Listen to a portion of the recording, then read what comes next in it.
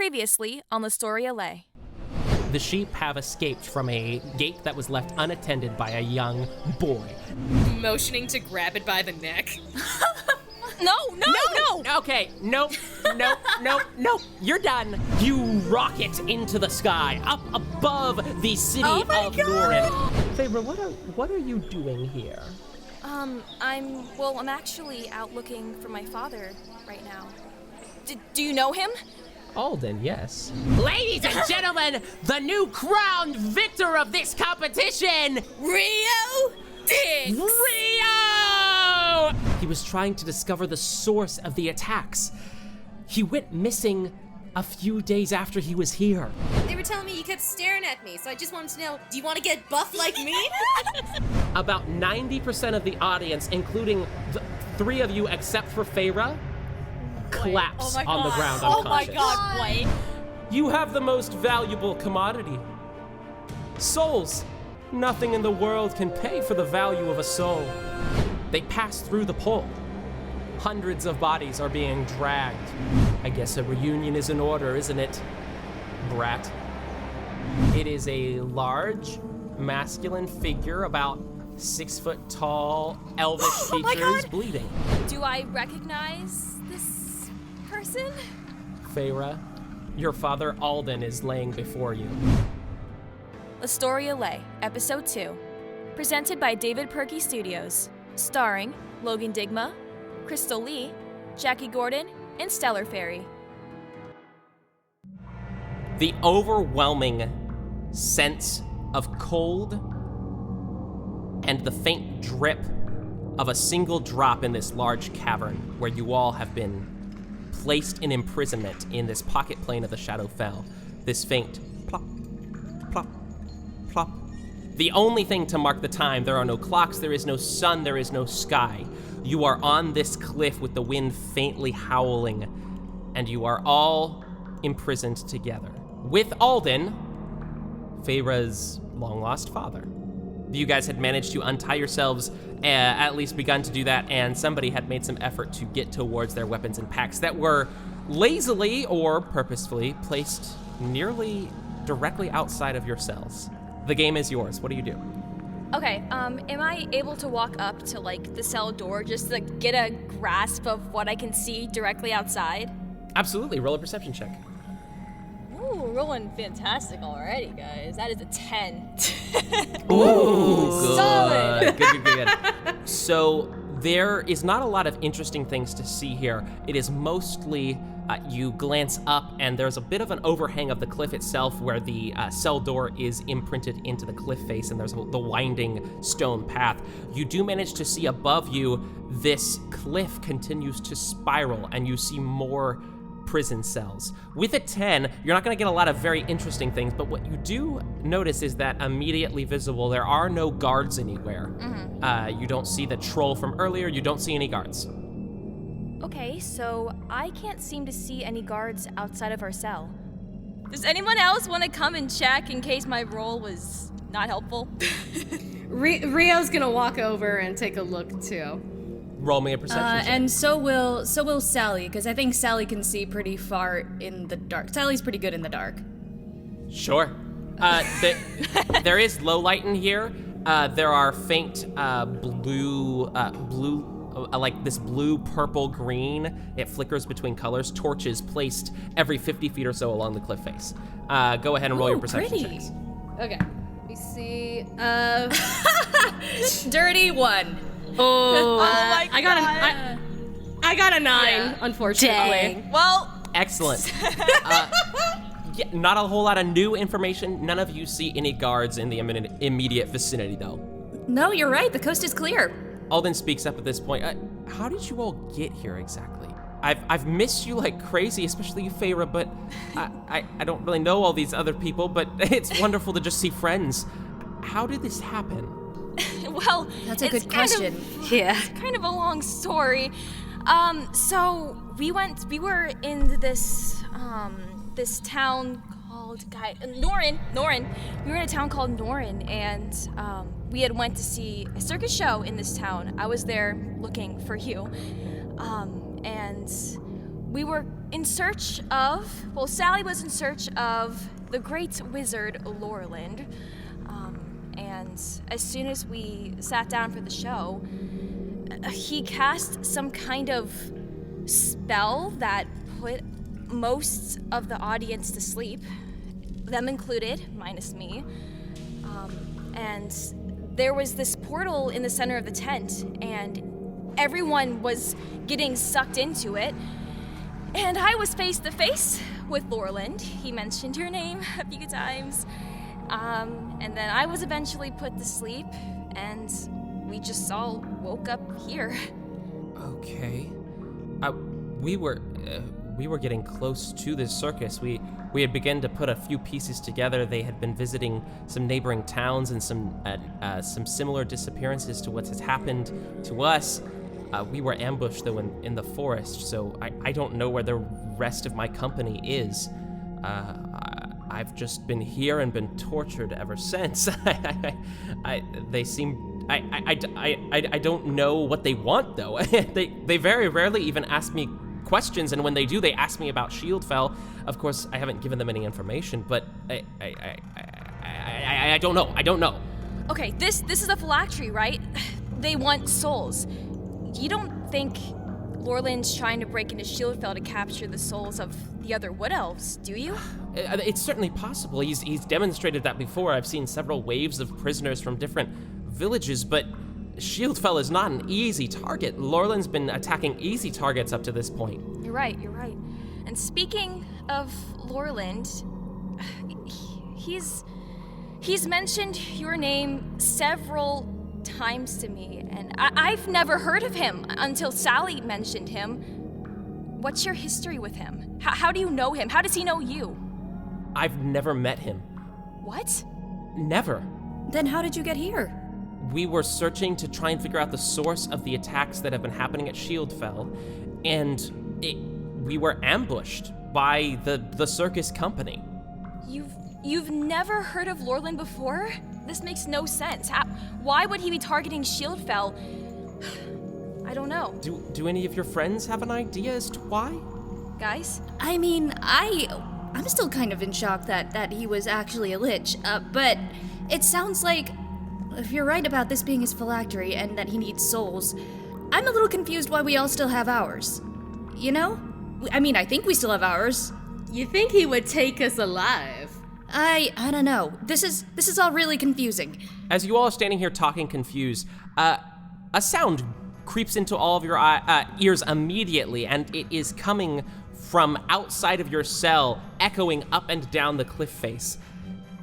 And it's music. This very creepy, almost too many violins, a little bit off pitch, and it sounds like the music that you would hear coming from inside of a circus, but it's ever so faintly off key. And it's echoing up and down this cliff face. And as Aldon runs over and looks out the cell, and any of you that want to look at it as well, try to look out, you see these glowing arrows, these neon green and purple and black signs that are all pointing a very circus-y neon signs, all pointing in giant arrows down the path of the cliff face. And as I imagine all of you are leaned against the cell door, it suddenly swings open and you all tumble out onto the pathway below. The door just opens. Okay, so, hey, good news, it's unlocked. This seems a little too convenient. Yeah. As you say that, you look around, and there is this echoing as hundreds of cell doors all along the cliff face. You look up, and hundreds of feet goes beyond your sight. All of the cell doors open at once, and different people, different prisoners begin to step out confused. Mr. Aldon? Yes? Hi, nice to meet you, father of Feyre. You have a lovely, lovely daughter. I have a really quick question. Because you said that you've been here and you've seen waves of souls or people come in. Do they ever leave? Do they still have their souls? What happened to them, and how long in between waves? The waves coming in, I don't know. It's easy to lose track of time down here, but Oh, yeah. within a couple days of each other. I don't really know. But hundreds of people. I mean, you see them all, and as you look around, there are hundreds of people that have just started to wander out of cells and look, and you already see a couple people have begun almost not mindlessly as far as like creepy zombie, but obediently begin to follow the signs walking down the cliff face. Okay, so I see it as we have two options here. One, we can follow suit and follow the signs into what could definitely be a trap. Or two, we don't follow suit and we try to see if there's another way out. Based on what we can find, that seems to be the only way out that we can see, right? Yeah. Oh, do we all have oh my gosh, our stuff. Yes, it's right here. Let's grab it. Oh God. Great. Yeah. See, okay. All of your items are there. I think what we need to do is find the door out of this pocket plane. Maybe we can find a way into, I don't know, Circin Sanctorum or something. This is or back to where we came from, because following the arrows seems like a really quick way to get I don't know, our whatever Lorland's planning for it. Yeah. Murdered is the term you're looking for. Yeah.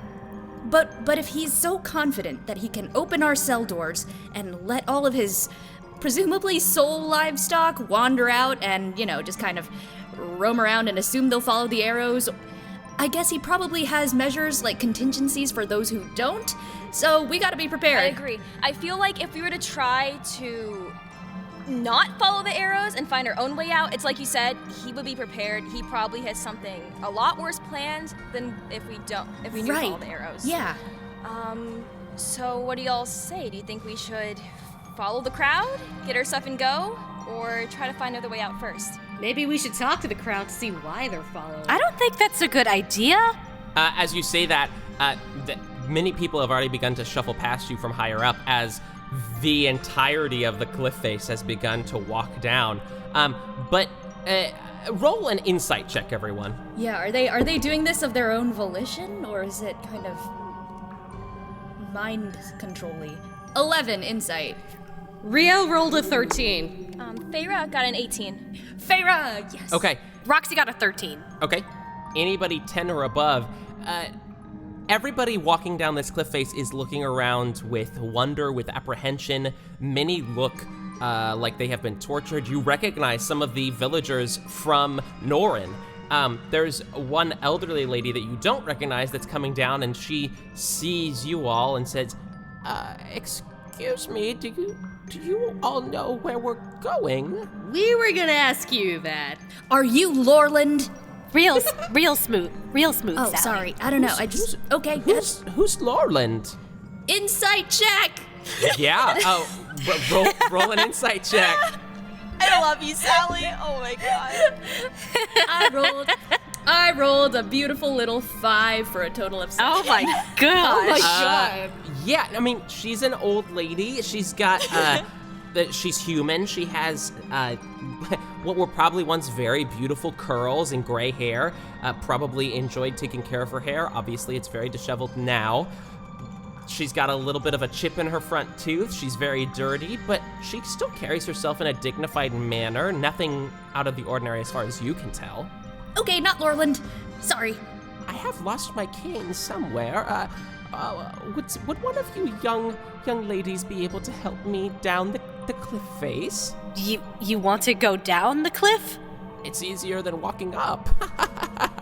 Do we want to try going up instead of towards the arrows? Is that what we're saying? Not sure either way. On one hand, guys, I am really, really curious because this sounds like really valuable information. Like, you see it, like, Sally's been scribbling, like, notes inside of her little, like, bullet journal, demented grimoire thing this whole time, like, arrows, like, blah, blah, blah. But, like, also, I mean, I don't want to get soul farmed. I think. Yeah, maybe we should avoid that crowd. And by the sound of how off-pitched the music is, I'm saying it's not a grand old time. Rio turns her head to the old lady. Sorry, old lady, you're gonna have to get there yourself. Rio. Right. It's fine. You're welcome to try whatever you want.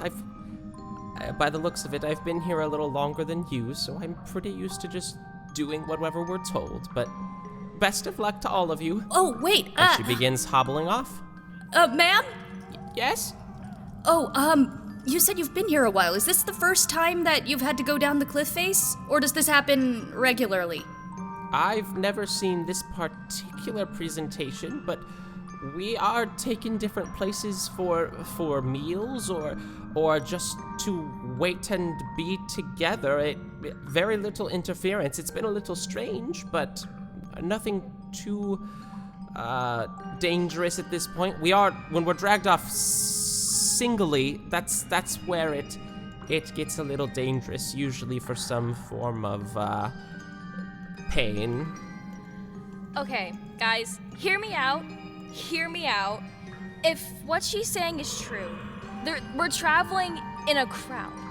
We're not going individually, and I feel like as a group, it would be a safer idea to stay with these people. Not to mention, these people need our help.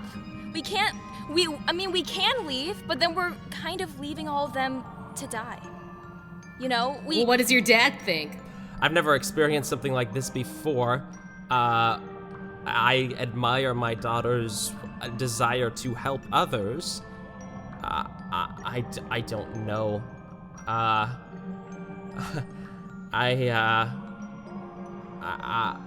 Whatever you decide, I'll go with you. I like the idea of helping others, though. Huh. Well, it sounds like there's a lot of information. Even if things were to get a little rough, if we follow the crowd, we have each other. We'll be okay. And we're not alone either. There are hundreds of other people there as well. So if they try to pull something, we're not going to be singled out. You're right. Well, we also have our weapons. We have our weapons. Yes, and we have our weapons. Weapons and power of numbers. Good point, Yeah, good we're point. totally fine. If he shows his face, then we can just, deal with him. And not only that, but some of these people in the crowd are quite capable. And you look over, and as he says that, there's a couple half-orcs right now that are just marching by, and they have giant scythes. They look like very capable warriors with their weapons that are just walking down, a little confused, but lording it over the rest of the crowd. Not guards, just prisoners. Huh. So he's either that confident, or we're not actually in that much danger. Well, if you guys want to go, I'll go. I think we should go. What do you say, Rio? I agree. That sounds like a good idea. I'm with you. All right. Then I guess let's follow, but with caution. Okay. Will your father be joining us, or will you be staying behind, Mr. Aldon? I'm staying right by my daughter. We are sticking together from now on. No more separation. That's exactly right. As you guys have had this conversation and debated, you are actually going to end up being the back of the line. The entire crowd has passed you. Roll a perception check, anybody who'd like to. All right. Ooh, 20. Not a nat 20, but a 20. Hey, same here with Rio. I got a 22. Oh, Roxie and Rio both rolled 20s. Yo. Woohoo! Woo! Sally's at 12. I'll rely on you guys. The couple who did roll high, you do notice there are a couple people who did not follow the crowd. They were hard to see, but there are a couple people who did not follow the crowd and are very stealthily making their way upwards along the cliff face. There are no guards that have approached them, so it's kind of like a reluctant, like, do we really need to be sneaky right now? That's how you saw them at all. But I would say approximately 200 to 300 people are just finishing passing you and making their way down. The choice is yours. There's some people who decided not to follow. Do you think we should, follow them, or should we stick with our original plan? I think we stick with the plan and go down, but now we know who to look for, and if we see them later, we can ask them what they found. Good call. Okay, you all make your way down, the music continuing to play in this very circus march fanfare. As you all gather your supplies, all of your inventory equipment has been returned to you, and you make your way down the cliff face, following the crowd of 200 to 300 individuals. The path, it continues for about 500 feet, as you pass cell door after cell door, and you all begin to see the crowd end at the bottom of the staircase and into a cavern of sorts. The crowd begins to pack into this cavern that is illuminated by these torches, these green, purple, blue, black torches. And everybody's milling about in that, not really sure where to form a line, just standing, talking to each other nervously. You see multiple children with you, as obviously the residents of these villages have been partially killed and partially taken en masse. No regard for age, gender, race, anything. There is just a large crowd, confused, many of them wielding weapons, although most of them are just seeming to be villagers that you would just see tending a farm or holding a sheep. You do see the boy that you guys helped capture the sheep for. He's here and very nervous all by himself. In the center of the room, in this crowd, there is a wooden door. This door does not lead anywhere. It has a gold handle, and on top of it is a small neon sign that simply has the letter 7 flickering in and out. It might be too much to hope that that's our way out. As you see that, the half-orc with the scythe, one of the two of them, calls out, "What does this mean then? Has anyone been here before?" Absolute silence. Is anybody attempting to open the door, or are we all just kind of standing around it looking at it? Everybody's standing around looking at it, talking to each other. There's a couple crying. No one knows what to do. And then you hear a voice, seemingly in the entire room, and yet not there. The voice of Lorland. No! Oh no. I cast mage armor on myself. You cast mage armor yourself. That's up for 8 hours, not concentration, so just keep that in mind. Thank you. Welcome, everyone, participants, to the Soul Fair. Each and every one of you will compete for a chance at freedom. Sounds pretty good, right?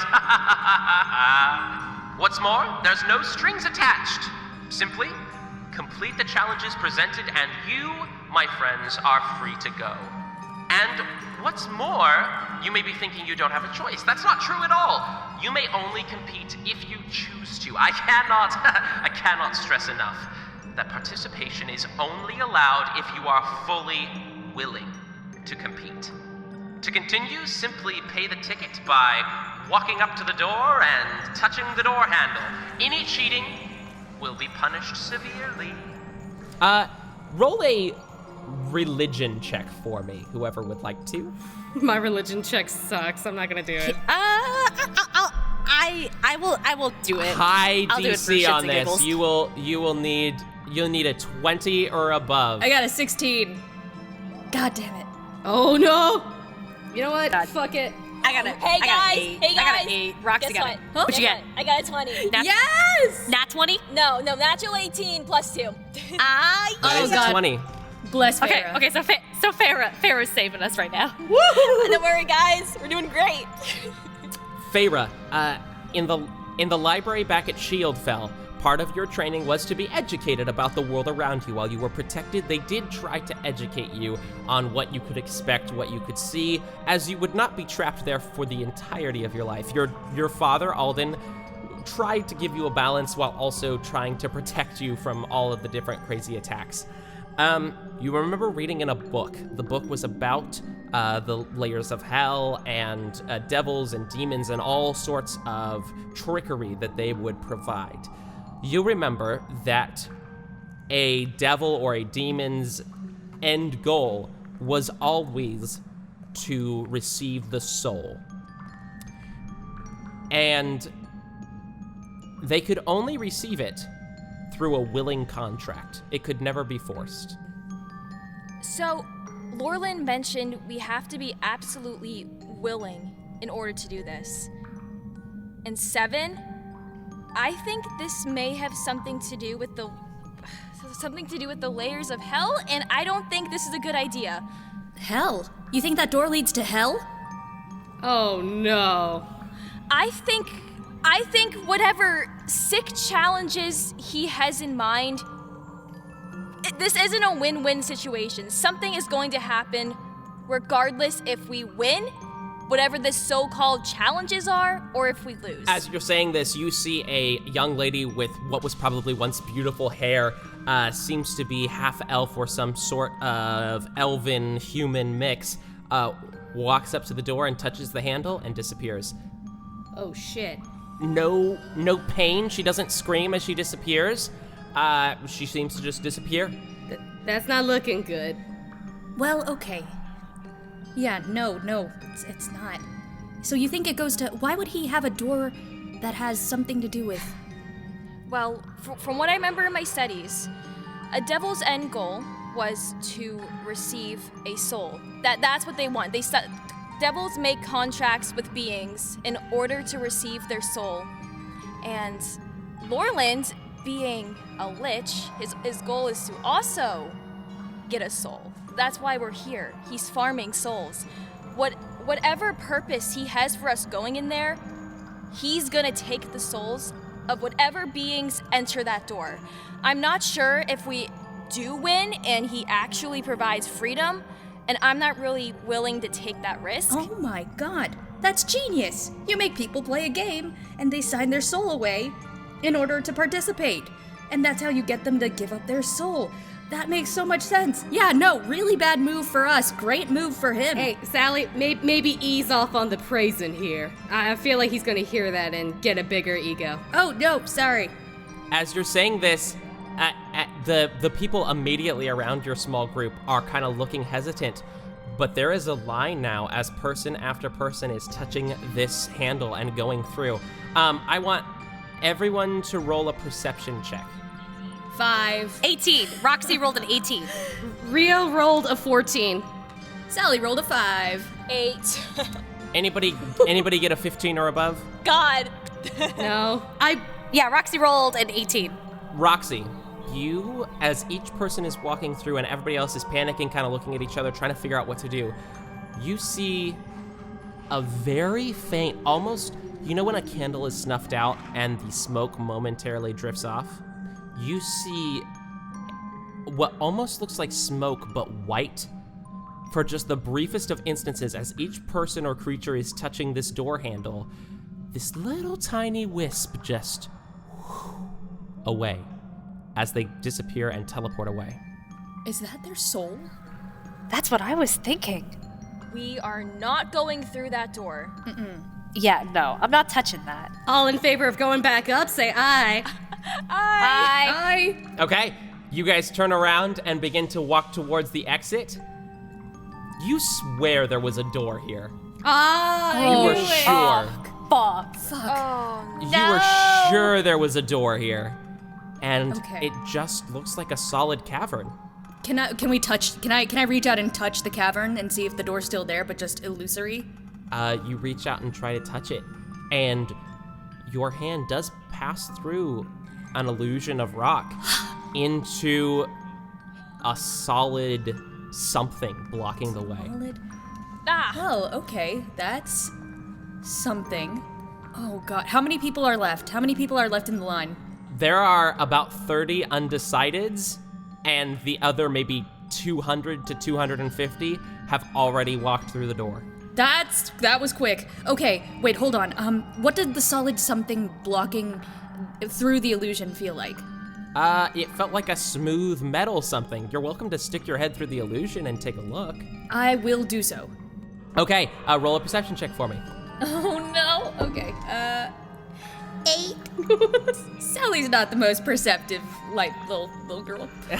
You don't recognize what type of metal this is, but you do very easily see the paper sign drawn at what looks like some kind of colorful chalk or charcoal that says, "Surprise!" And there's little hand-drawn balloons. I don't know if this will work. I'm going to put my hand up to the metal, and I'm gonna use the cantrip Produce Flame Oh to my see goodness. if it can possibly melt it. if it can. Okay. melt. You're gonna produce flame. Okay. Does it roll damage, that cantrip? Yes, it does roll damage. Okay. You go ahead and roll damage. Okay. Yes, I will. Oh, let's go. Okay. Oh my god, that's so smart. You can like do the cartoon thing where you trace the metal and then it just like it's a little cutout, a Feyre shaped cutout. Oh, Like like that scene from Spy Kids where like Carmen had like that melting crayon thing and she melted the bars. Yeah, how hot is produce flame? Please. It's a 6 total. It's a 6 total damage. Okay. You stick your head through and begin to try and blowtorch your way through this solid metal door. I mean, it's a little warmer. If you sat here for probably an hour, you'd be able to put your hand through. Do we have an hour? I don't know how long it's gonna take these people to go through. Yeah, I have no idea. Maybe Rio can try to punch it. Just punch through it.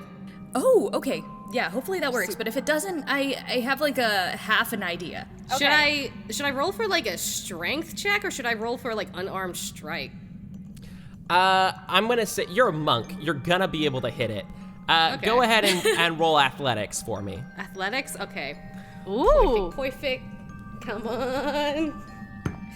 Perfect. Rio rolled a 19. 19's pretty good. Oh, 19's shit. pretty good. Yeah, you give this door a solid whack, and your whole hand, you're used to punching things, but punching metal sucks a lot, so your whole hand hurts now. Oh but shit. It hurts. So you struck the part right next to where Feyre was attempting to heat the metal, and it dents a little bit. If you all were to work really hard, you could probably make your way through this door, but it would take about an hour of work. You look over your shoulder, Aldon's just there essentially trying to guard you. You notice he has what you haven't seen before. His items were evidently also right with your items. He has a long, light sword, almost rapier, but a little bit thicker and more elegant of a blade. And he's essentially just guarding your backs as you are all trying to figure this out. Go ahead. Does it look? Oh, I think you were about to describe it, but does it look like everybody who came to this room is going through that door? Yes, except for the last 3 figures, who seem to be, as you all glance back and look, it is this little tiny huddle of children. No other adults are in the room. It is 3 little goblin girls who just look absolutely terrified, like they have no clue what they're going to do. No, doesn't seem like there's an adult, a parental figure present. And you guys saw the crowd, all sorts of different races. These seem to be the only goblins present. And unfortunately, goblins aren't always treated very fairly. So doesn't seem like anybody's tried to take these goblins under their wings at all. It's just these triplets that are maybe 8 years old that are just sitting huddled, confused, and terrified. I quickly call to them. Hey, do you want to come over here with us? Yeah, that, okay. What's your come name? Hi, I'm Feyre. Feyre? My name's Smile. Oh. Hi, Smile. My name's Laugh. Hi. And my name's Munch. Munch? Yeah. We were all named for what we did first when we were born. Oh my god, that is Aren't you the cutest? They're so cute. Oh my god. Excuse me, Miss Feyre. Yes. Where are we? Oh no. You know, I'm not sure. We're trying to find a way out of here right now, actually, because we don't want to go through that door over there. We don't think that door is very safe. So why don't you stick with us for now? Yeah, we'll protect you 3. Did we do something bad to end up here? No. No. Probably not. Silly. Probably not. Shirley. No, you didn't. You didn't. No. Oh, right. I mean, no. Yes. No. Hi, Smile, Laugh, and Munch. Are your parents here? How did you end up here? What are parents? Oh no. Oh no, they're orphans. Oh, Shush, shush. no, Don't no, say no, that, no, Rio. no. God. Wait, I'm just saying, they don't know what parents are. You don't need to be so blunt. They're children. So? What's an orphan? It means you don't have parents. Oh my god. Rio, I am begging you. No. Okay. We have children here now. We'll protect figure you out three. what we're doing. We'll protect you three. It's okay. Yes, in fact, as Aldon assesses the situation. By the way, I believe last we left off, Aldon is very low hit points, very bloody, just so you all are aware moving forward with situational. But he quickly assesses the situation, and Feyre, you recognize what he does as he takes off this now very dirty cloak, but he still has his long traveling cloak, and he very quickly ties some knots in what you recognize used to be a little backpack for you, and he turns it into a makeshift backpack for all three of the tiny goblin children, and invites them to climb on, and then ties it onto his backpack. gosh. So he now has a backpack of 3 goblin children. That is so cute. Oh, I would die for these three. All right. Okay, wait. Before we go anywhere, I walk up to him. I cast 2nd level Cure Wounds on this man. Okay, mark off the spell slot. our smile, laugh, and munch hurt anywhere? Not to get too dark, and there's always a fine line to walk here. Every single person in this prison has at least some evidence of some sorts of cuts or torture or something like that. So there is bruising, and there are some injuries. Nothing like they're not at 1 hit point. They're kids, so they don't have many hit points to go around. But they're not on the brink of death, but they are bruised and cut and all sorts of things. How many hit points did you give Aldon? 9 total. Okay, so he's sitting pretty at 10 hit points. Nice. So we have no idea how much time we have here, but if we have an hour, it'd be really good to try and break that place down. Otherwise, I was thinking, he was really specific about what he said. You have to be voluntary you have to voluntarily participate in order to go through that door. But, or in order to, I don't know if that's giving up your soul automatically by touching the door, if you go somewhere and then you give up your soul, but we aren't willing. None of us are willing. So if we touch the door, theoretically that means nothing would happen, right?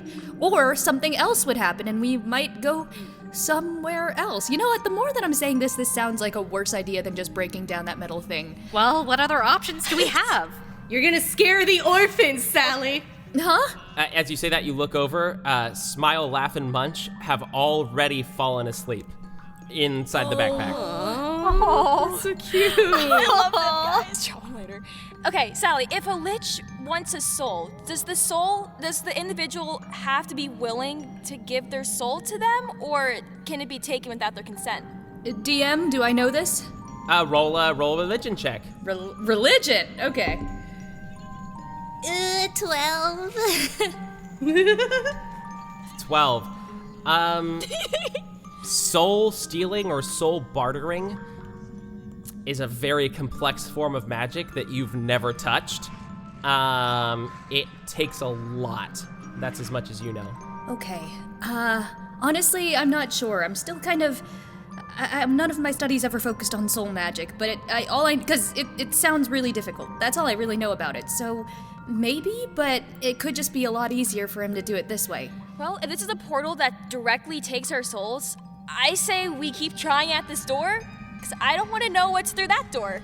Okay. Yeah, I'll take my chances with this one. You know, how about Feyre and Rio, you guys focus on breaking that door down. Roxie, can you come with me? I want to kind of check out that door number 7. We don't have to touch it. I think that'd be bad, but maybe we can figure something out about another doorway by seeing what that's connected to, maybe. All right, I'm down. Okay, so who is going to investigate? Me, Sally, and Roxie. Roll investigation or arcana, your choice. Oh, definitely Arcana. Okay. Please, please. Yeah, definitely Arcana. 16. for Sally. Ooh, nat 20, so 23. Yes! Woo-hoo. Nat 20, baby! Okay, you both, without touching anything, I am going to assume, you both investigate the door that leads to nowhere. The flickering 7 still above it. You guys have already put together that the 7 has something to do with the soul or maybe hell. Those are kind of the theories working around right now. Putting together the information you saw where the light smoke went up, it seems like this door is a passageway to somewhere. And in order to go through it, it requires something. Now, with that natural 20, talking about the different theories and all these things, you know it doesn't take your whole soul. The people walking through still seem to have their soul going through, still seem for a very brief moment before disappearing to have their wits about them. It did seem to extract something. That's as much as you get with the natural 20.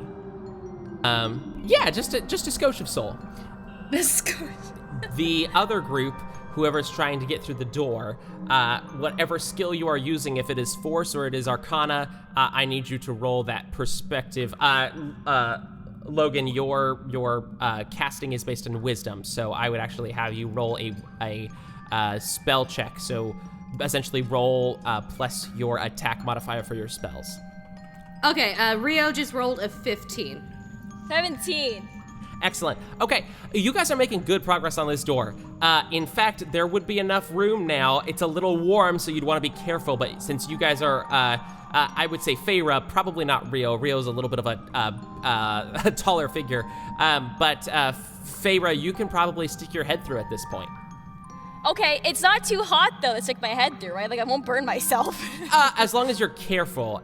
Rio would probably burn the edges of her neck and get a really sick tattoo. So. Oh, you know what I could do? I can actually do some shape water to cool down the door for a bit. Oh There my you go. god, Yeah, that's a good idea.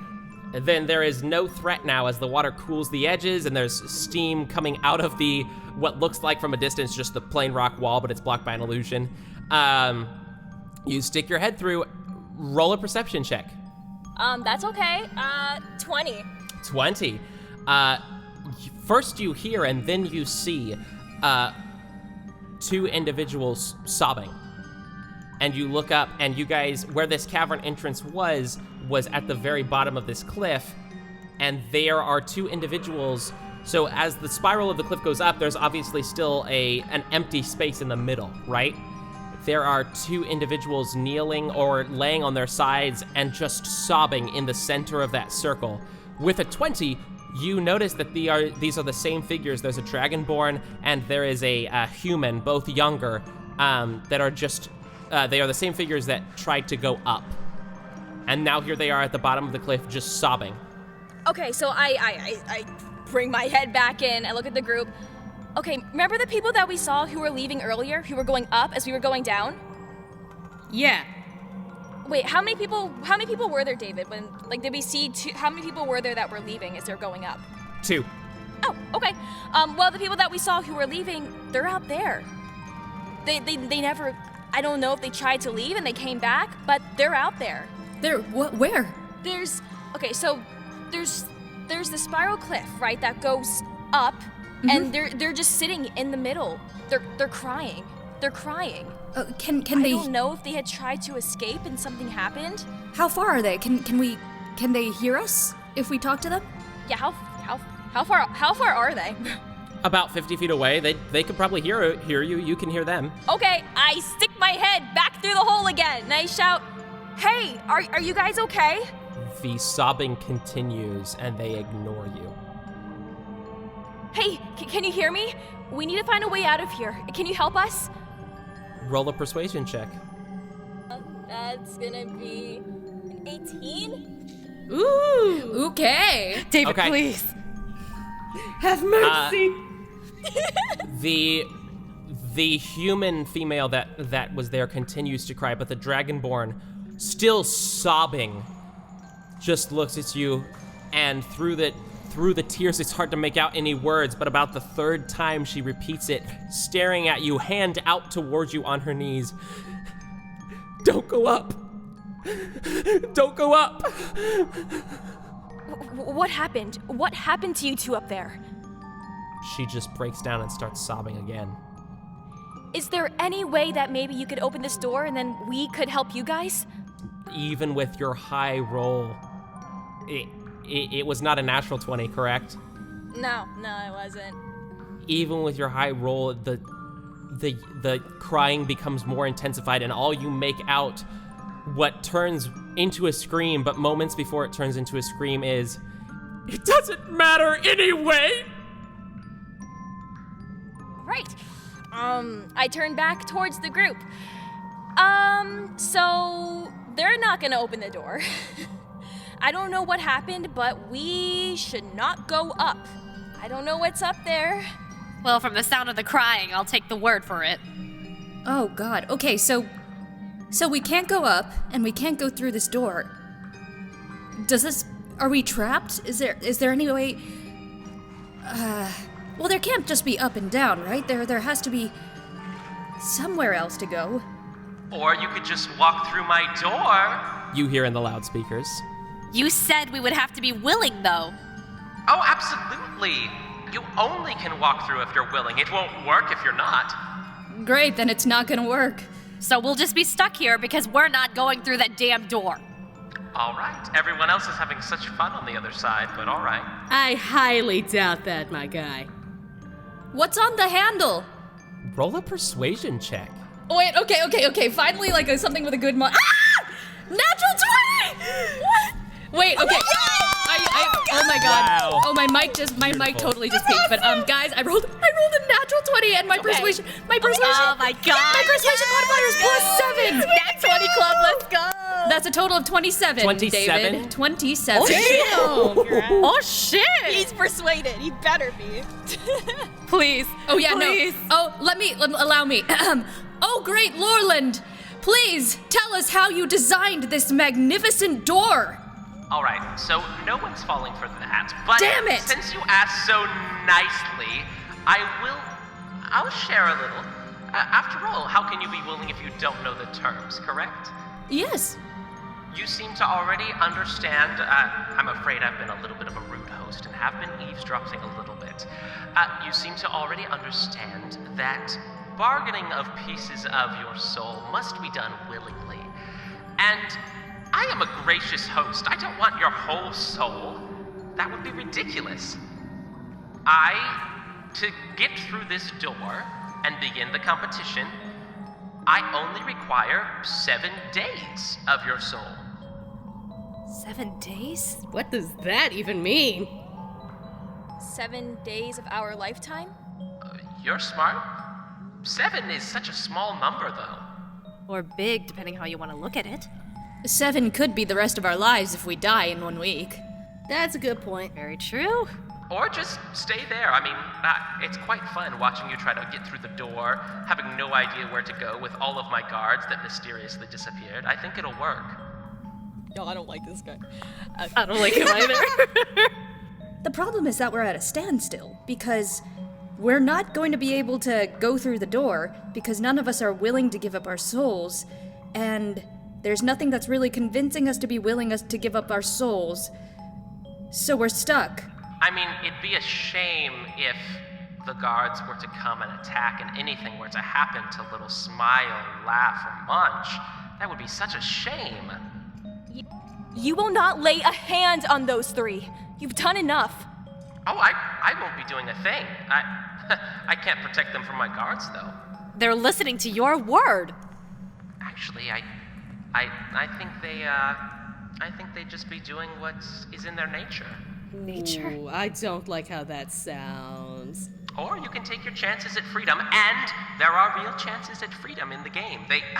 As you know, dear Feyre, you know how this works. You have to be willing, and the contract has to be real. I cannot lie in my contracts. What happens after 7 days? Well, it's 7 days of our life are taken if we sign the 7 days. contract. 7 days of our soul. Of our soul. So what happens after this? What happens after the 7? Does the 7 days begin right when you touch the handle? And what happens after 7 days is up? I'm assuming 7 days of your lifetime are taken. Like you'll lose 7 days of your life. That's my guess. Lorland? Feyre is a very smart girl. Well, that's not a yes. We know she's smart. Ah, thanks. Just saying she's smart doesn't mean everything she said was true. You said you can't lie, and that's true because you haven't said anything. Lorland hasn't actually answered. We're assuming that what Feyre said is true just because he said Feyre's very smart, but it could just be that what she said was completely off the mark, and he's saying something that's true to make us think that what she said is the correct answer. I'm afraid Imagine I said, yes? What am I supposed to imagine you said? Well, I'm more interested in what you have to say to what I just said before that. Oh, so fascinating and charismatic. I'm afraid that to your narrow mind that won't accomplish anything, I have to say exactly what I mean. Yes, Feyre is absolutely correct. It will merely take 7 days of your soul. Is 7 days of your soul the same thing as 7 days of your life? Well, that's a fascinating question. Non-answers on non-answers. Okay, I think I'm starting to understand. I'm writing everything down in my grimoire. Well, we can take our chances, go up, and face whatever those two people out there had faced, and considering the fact that they're back here is not a good sign, and they're sobbing loud, or two. I have one last question for Lorland before we go on and touch the door, because it seems like that's probably our only out. Lorland, what happens to the people who don't win their escape? They lose. And what happens when you lose? That really terrible feeling where you don't win. That's vague as hell. Do they die? Do they die? You take their souls, don't you? You don't necessarily need your soul to live. Oh no. So you go in. The price of entry is 7 days of your soul. If you win, you get out with your soul fully intact. If you lose, you get out, but you have no soul. Or you die. Is anything I said false? I'm afraid if I were to answer, that would ruin the mystery and excitement of the game. Oh, you tease. Oh my goodness. Okay. All right. Lorland, what happens if we go up? Are you willing to tell us that? The individuals that went up and tried to explore a different part of my phylactery were greeted by a simple sign, and they followed the sign's instructions, and it didn't have the result they expected. Another sign? Absolutely, I love hand-drawn signs. I think they have a nice touch. They do have a nice touch. Well, we know he's into graphic design. It's one of the most up-and-coming fields in remote work. Anyway. Pun intended on graphic. I can't do this. What other choice do we have now? As much as I don't think this is a good idea, I think our only option is... I cannot stress enough, you have other options. Absolutely. I just can't guarantee the safety of the precious little babies sleeping in Aldon's backpack right now. What do we do? I think the problem is that we can't send them. If they stay here, they're in danger, and we can't send them through the door without knowing what's on the other side, because it could be worse, and they might not get out. So we have to go with them. I'll go first, as Aldon steps up. Oh wait, if you're willing to go, then I'm going first. Well, what choice do we have? We know there are hundreds of guards here. I've been here longer than you. Lorland is an absolutely terrible individual, but he sees everything that happens in this phylactery. I don't think we have a choice. If this is the terms of the game, then I think we just have to accept the terms. I hate it, but I have to agree with you. Guys, Yep. what do you say? As long as we're all together, I'm in. Learning opportunities abound. I'll go first. You are not going first. I will go first. No, you are not going first. You have children on your back. I am going first. Get behind me. I Well, open the that's door. easy to fix. No! As he starts to take off the backpack, you just run and grab the door, and you're gone. Oh! Who's up? Well, Roxie's gonna go next. Rio will go next too. Okay. You walk up and touch the door handle, this gold door handle, and you're gone. Rio goes, touches the door. It is just Aldon and Sally. You should follow your daughter. I'm really not comfortable with leaving you here by yourself, young lady. I'll be right behind you. You see him looking nervous, worrying about Feyre going through the door. Roll a persuasion check. 16. You promise you're going to be right behind me? I promise. All right. And he runs and touches the door. Sally's left alone in the room by herself. I just stare at the door for a second. I focus on the number 7 above it. And then I look up at the megaphone. How did you do it? I'm sorry, what? You're a lich. How did you do it? If you're going to kill us anyway, I guess it wouldn't hurt to tell us. It wouldn't hurt to tell me. Are you a student of the Arcane too?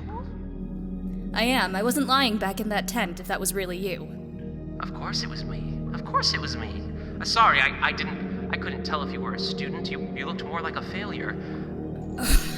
Sally's fingernails just dig into her palm. Well, since you're right, I don't think you have any real chance of winning the game since it's for those who are capable. I'll give you a little secret.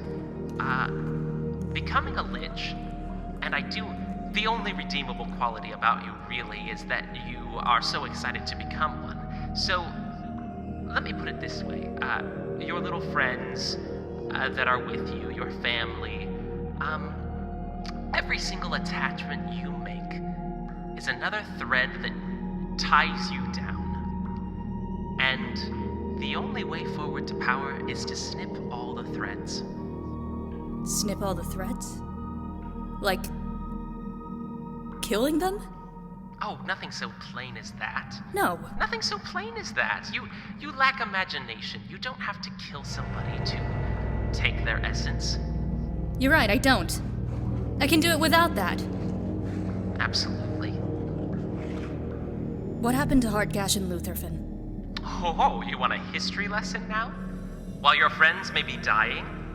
I see we've already planted the excellent seeds of knowledge before friendship. I'll indulge. That's a very interesting question, and I'm afraid I don't know everything. Lutherfin has been lost to time, as you are probably aware. Heartgash is an interesting one. Well, I've told you how to more or less pursue the path to lichdom, correct? You've given me more than I thought you would, so I guess so. Yes, and I'll give you a little secret too. It's not that hard. But you've never asked my last name, have you? Are you going to give it? What will you give me in return? How about mine? I know yours. I know everything. All right, fine. What do you want from me? I think, well, this is quite interesting information, and if you were to ever escape, I'd be putting myself in a lot of danger. All of those things adding up, I would say, let's say 365 days of your soul. You want a year worth of my soul in exchange for your last name. Seems fair. How about your last name and the name of this place, and you have a deal? Deal. And as he says deal, you momentarily become nauseous as this smoke begins to almost bleed out of your mouth, out of your nose, out of your eyes, and dangles in the air, and then dissipates up. I need you to go ahead and mark somewhere on your character sheet 365. Done. Well, if you had been paying attention, you would have already known that this is my phylactery. I don't really have a name for it, but in order to fulfill my end of the bargain, I need to tell you as much of a name as there would be. And I think that includes my full name. Well, you know my first name, Lorland. Now, I go by the moniker Lorland the Legendary often, but I'm afraid that's because I don't much like my family name, seeing as I'm the only surviving member of it. I'm afraid that what I have told you how to become a lich is entirely true, that you need to snip every thread. So, Miss Sally Fellwen, it is lovely to meet you. My name is Lorland Heartgash, and you are standing in the Heartgash phylactery. We'll meet again, Heartgash. I hope so. And I just breathe the last of the smoke through my nose and grab the door handle. Okay, everybody has gone through. Everybody on your character sheets, go ahead and mark 7. Just put the number 7 somewhere, or? Yeah, and go ahead and leave room for an ongoing tally. Oh, shit. My God! Oh, no! Hey, DM, is the 365 and the 7 inclusive of the 7, or is it 7 on top of the 365? Oh, you need to add 7 to the 365. Okay, that's I was afraid of that. Okay, great. Also, can we just make a quick bathroom break? I would love that. Oh my God, I would love that. All right, be right back. Woo! Are you ready to be starstruck? Because the Galassia is coming to a town near you. Come check out our creature cluster. We promise the baby dragons don't bite too much. And while you're here, visit our friendly seer, who will tell you what the stars hold. For a price, that is. But will our star-crossed lovers finally reach each other in their trapeze act? You'll just have to wait and see. And finally, give a listen to the luminous Allegris, whose songs will light up the night sky. Buy your tickets now. Immediately. Staggered, obviously. First Feyre steps through, and then the rest in the order with a long pause before Sally arrives. You all step into a dimly lit room. Now, you know that about 250, 280 people stepped through this doorway before you. However, your group is alone in this room. And as Feyre, as you're the first one to arrive, followed quickly by the rest of your party, these spotlights from the 4 different corners of the room illuminate and shine down into this central, you guys are all standing on a dais surrounding the room, and then there's this central part of the room where there is a giant wheel, very similar to what you would see on TM Jeopardy or something like that. A game wheel that spins. As you all arrive, boom, boom, boom, you're just apparating into the room. There is no exit. There are simply 4 show spotlights, and that very faint music continues to play. A little bit more peppy, a little bit more upbeat from the march down to the doorway. Whoever would like to, roll a perception check to see what you all are looking at. 19 for Rio. 6 for Roxie. 12 for Sally. I got a 10. Okay.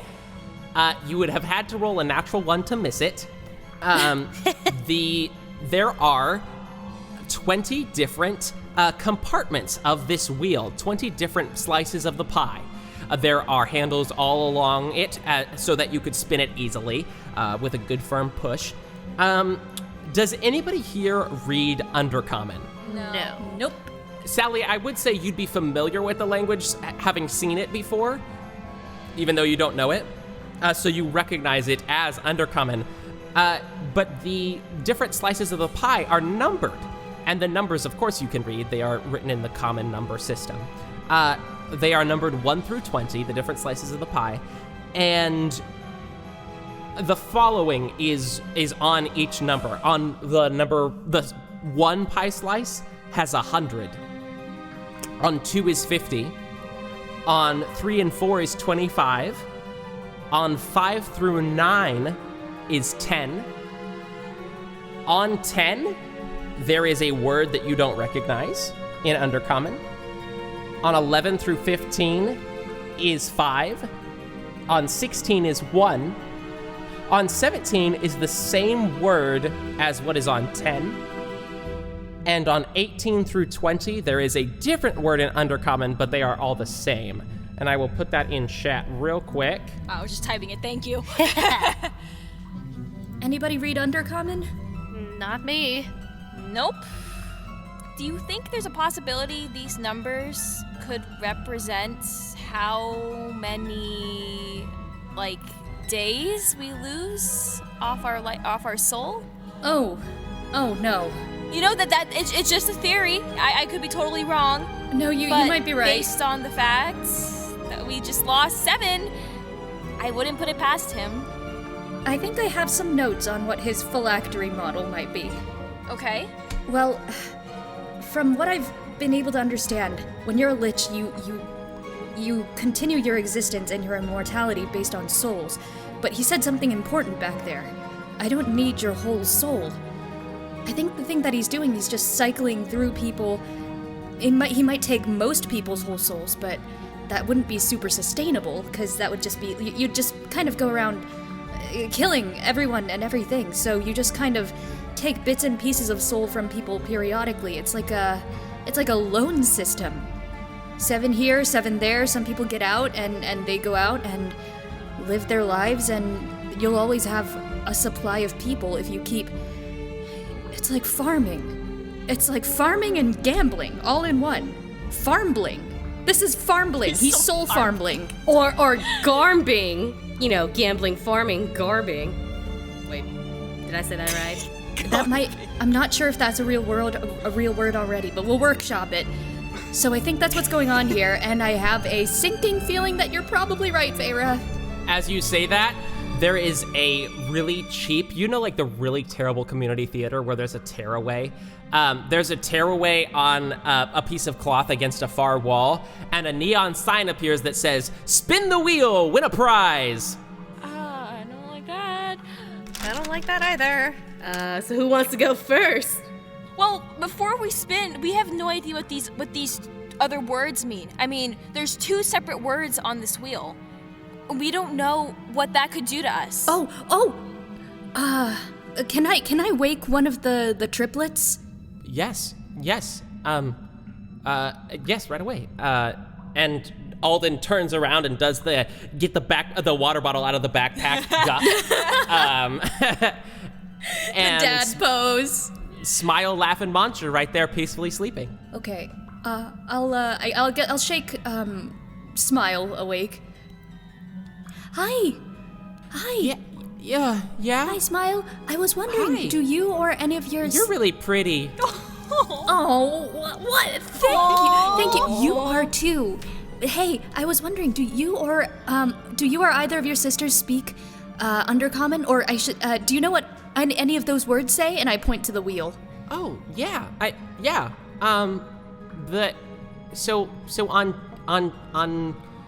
don't know why they're numbered weird, but on 10 and 17, it says prize. Mm-hmm. And on 18 through 20, it says winner. Oh, okay. Wow, thank you so much. That's great. I'm sorry to disturb your nap. You can go back to sleep, Smile. I haven't slept in a few days, so that was really nice. Thank you. Oh my Aww. We must protect them. Poor little yeah, thing. so I lost Caleb last session. Oh, if I lose these Jesus. triplets, I will die. Oh no! Yeah, I pat Smile on gently on the head, and I let Aldon know he can get out of the grab the water bottle pose. Sally, would you say you've interacted with goblins very much? I'm genuinely not sure. I don't think I've interacted with anybody very much, so I don't. Okay. Yeah. Sure. Well, and the chances of you having pat a goblin on the head before are very slim. It is at this moment you learn something about goblins you never knew before. When you pat a goblin's head, the giant ears flap up and down like a happy dog. Oh my god! We have to protect them. We have to protect these 3. Okay, so 10 and 17 is prize, and 18 through 20 is winner. Both words seem appearingly like they'd be a positive outcome. I don't know what positive means to Lorland. but they seem like better options than the other numbers. Who wants to spin the wheel, I guess? How about we wait until somebody that we don't know and don't care about spins the wheel and just see if anything bad happens to them? We're the only ones in this room. I mean, we're the only ones here. I was gonna say, I feel like we're the only ones here. Oh, we're the only one. We're the only one. Where did everybody go? We're the only ones in this room. That's my question. We're all Okay. separated. I have no idea. Oh, wonderful. Oh, no. Well, How my about we do God. rock, paper, scissors? How about good idea. How about I go first? How about I I go don't first? like that idea. no. You're holding 3 children and you're my hurt. father, One of so us you're is not going first. So Yeah, exactly. She just got you back, so no. I was gonna say go ahead, sir, but never mind. a few paces Rio, back I swear. away from the wheel. All right, I'm going first then. Okay, Feyre, you're going first. Yeah, no, I'm not. He ain't going first. I'm going first. Roll a d20. Oh God, this is so scary, guys. 5. What's 5? Okay. Okay, you spin the wheel, and it spins around a couple times, and click, click, click, click, click, click, click. There's this little tiny black marker where the wheel will land, and it lands on 5, where the result is 10, and there's just a very faint of smoke, white smoke, that comes out of your mouth and drifts up into the ceiling. You can go ahead and add a 10 under the 7. I see the smoke drift out of Feyre's mouth, and you kind of hear me go, oh, fuck. Who's next? Is there a choice to go on without spinning it? Does anything happen after I spin it, or nothing? Nothing. It is ready to be spun again. I'll go second. Roxy's gonna go second. Okay? Oh, don't fail me, dice. 11. 11. That ain't bad. 11 being corresponding to number 5, a tiny trail of white smoke dissipates into the ceiling from your mouth. Who's spinning next? Oh, fuck. Sally goes up. The numbers, she doesn't say this out loud, but the numbers are all smaller than, smaller stakes than she just gambled away. So, she's gonna, Oh yeah, because we don't know. yeah. Okay, so just roll a d20. Private conversation. Just roll a d20. Okay, come on. 19! Hey, we're 2. As the wheel spins around a couple times Wait. and click, click, click, click, click, click, click, click, click, click, click, lands on 19, pow! Sally disappears. Ah! What? Oh my god! Where did she go? That's not good. Oh my That's not good. Sally is no longer in the room, and it rests on, in Undercommon, the letter winner.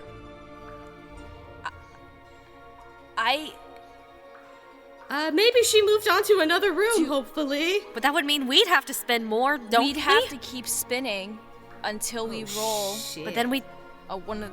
but then we would lose more days. Oh, I don't like this. I don't like this. Okay, you know what? Let me step up and roll, guys. Let's see what I get. Real rolled a 10. 10! Ooh! As you land on the 10 with the Undercommon word meaning prize, you hear over another loudspeaker in the corner, ding, ding, ding, ding, ding, ding, ding, and dropping from the ceiling into your hands, just waiting there, is a small paper-wrapped package. Yeah, might as well, I guess. You open up the package, and inside is a little box, and you open the little box, and there are 3 good berries inside. Good berries. Go ahead and look up what good berries are. They are a magic item that give a little bit of health. Oh, sick! Alright, I'm gonna add that to my inventory real fast. Guess we gotta keep spinning. So we have to keep spinning until we roll the winners. Is that what this is? And here's something I've just thought of as Aldon's kind of been silently watching. This means the triplets have to spin too, right? Oh my god. No. Do you think we could spin for them? We could ask? What, would Lorland pop back up again? Yes, I would. Oh, son of a bitch! Can we spin for the triplets? Oh, absolutely, as long as you accept the consequences of that choice. Well, I'm willing. I'm willing to. Did everybody say they're willing? Rio is reluctant. Rio, please. I mean, can't we get your dad to roll for one of them? Rio! Look, guys, I'm sorry, but I'm still on my mission, and I don't want to risk my ass just for some kids. No offense to the kids, but I gotta find my friend, okay? We're all rolling in here regardless. We're not getting out of here unless we roll. And those kids, their lives are in danger. I get that, but what chances are we gonna have? Look, I'm sorry, but I'm not rolling for any of those kids. What if I roll twice for 2 of them and Feyre 1? I can accommodate that. I respect some good selfishness. What other choice? There's no one else who's gonna take the 3rd one. Because I'm not risking Aldon doing it. You have to abide by the rules and roll until you're a winner. I'm more than happy to. No, you're not. All right. I mean, are you sure, Roxie? I can roll for 2. Or spin for 2. You just got your dad back, and you deserve more time with him than anything. I got this. All right, if you're sure. Okay, so Sally, you are rolling for 1, and Roxie, you are rolling for 2. Oh, Sally's out of the room now. Yeah, me, Feyre, rolling for 1. Oh, yes. shoot, yes. Feyre is rolling for 1. Roxy's gonna roll for 2. Okay. Do you accept the consequences of this choice? Yes. Yes. Roxie and Feyre, as you say you accept the consequences, having not outlined the exact terms of the agreement, just for your eyes, the wheel attaches a ×2 modifier. Roxie, you will have to win a total of 3 times to leave. Oh, and God. Feyre, you will have to win a total of 2 times. Oh, All my right. God. All right, if you want... I mean, I can roll... Rio, have you rolled yet for yourself? Or spun yet for yourself? I mean, I just got the good berries. You owe me a good berry if anything happens. Okay, well, then I guess I'm spinning again, aren't I? For expediency, as we could continue to roleplay the exact, everybody takes turns rolling.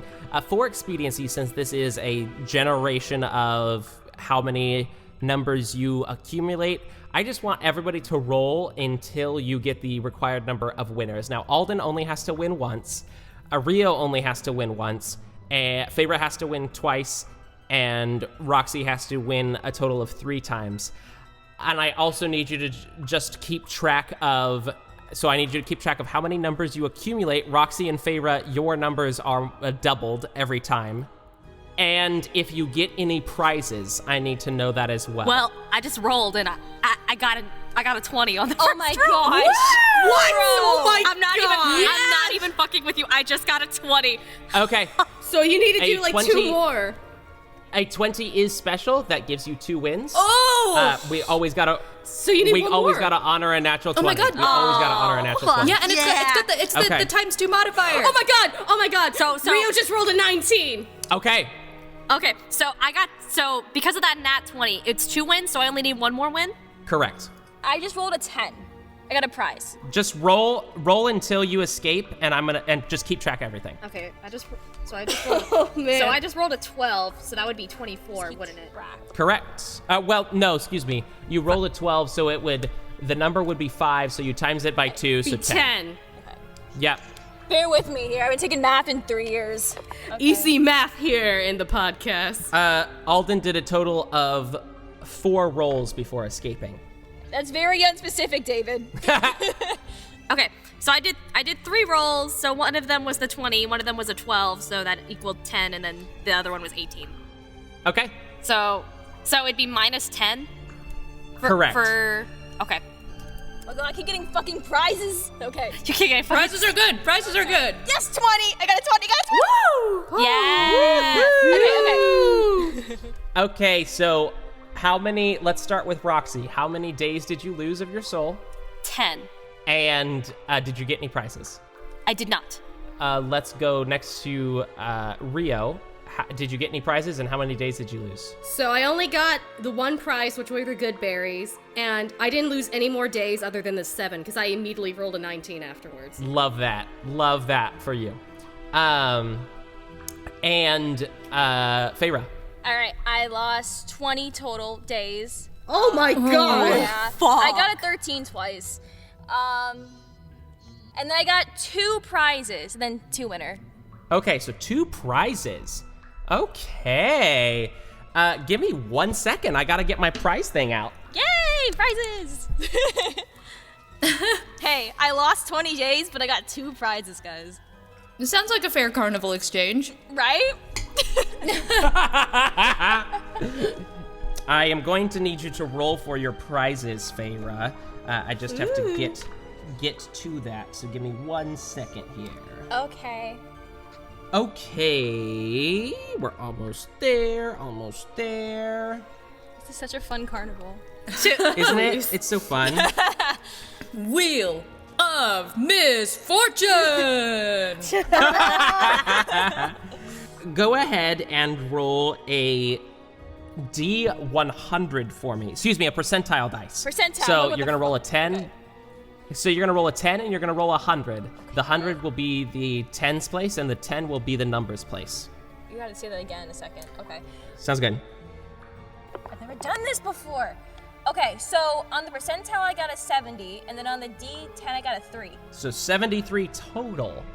A paper package drops in your hand and you open it up. Go ahead and look up in magic items, oil of slipperiness. What?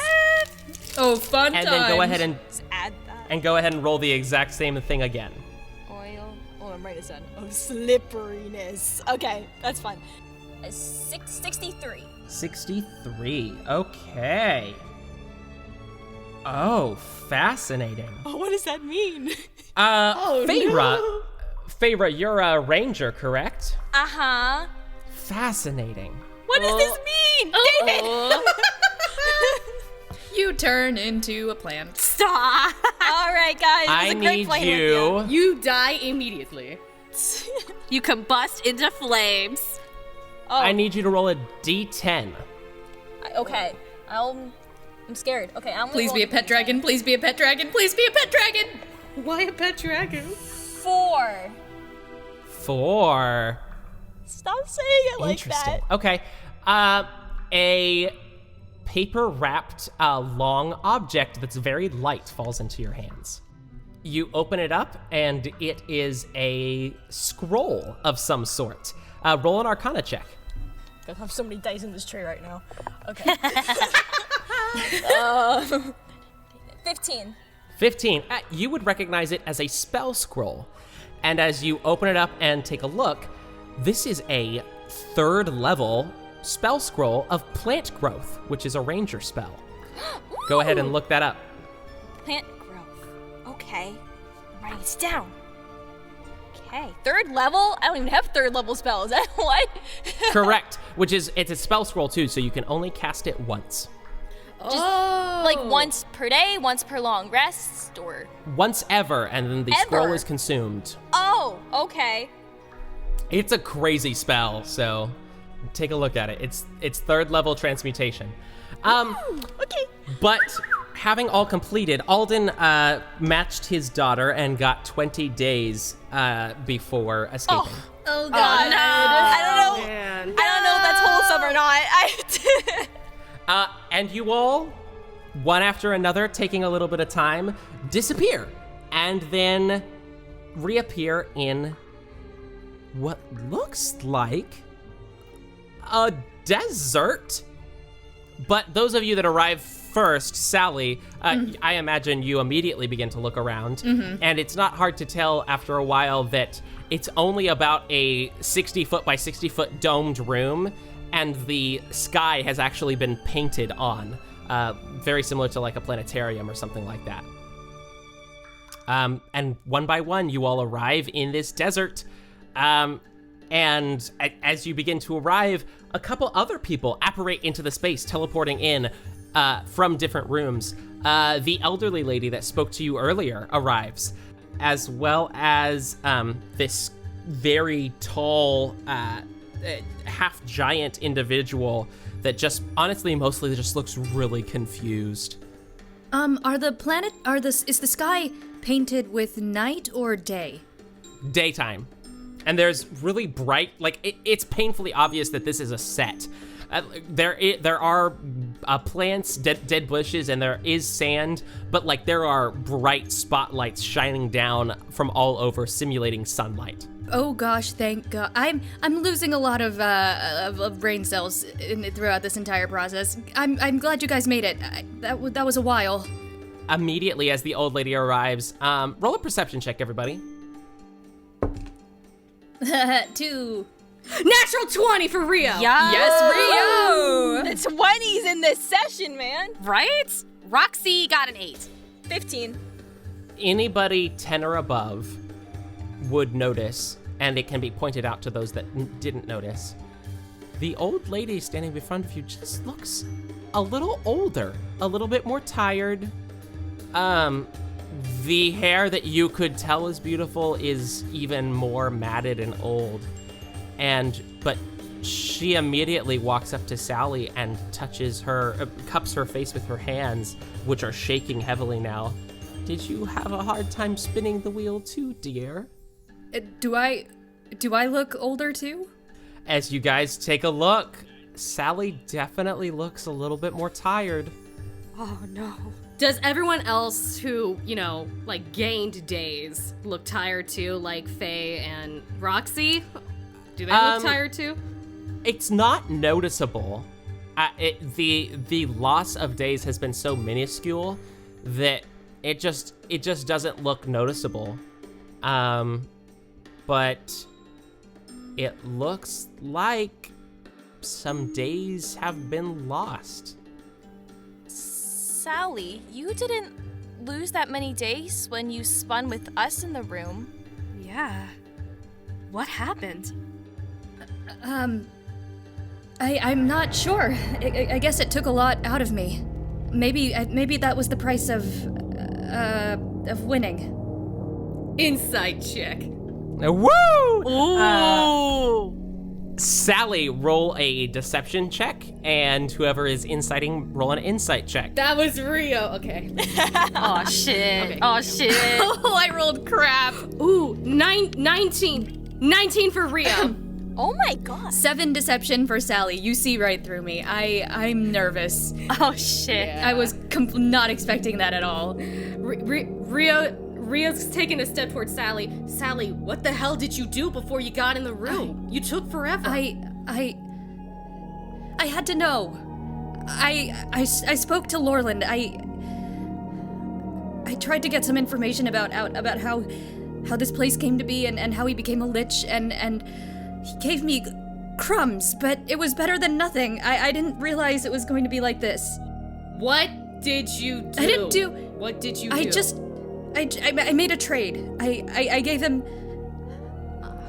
365 days. You did what? 365 days? Sally! Why the hell Why would you do that? this? Are you stupid? I thought maybe if he could give me some information. He seemed really confident that I wouldn't make it out of here, and so I figured, why not use that, right?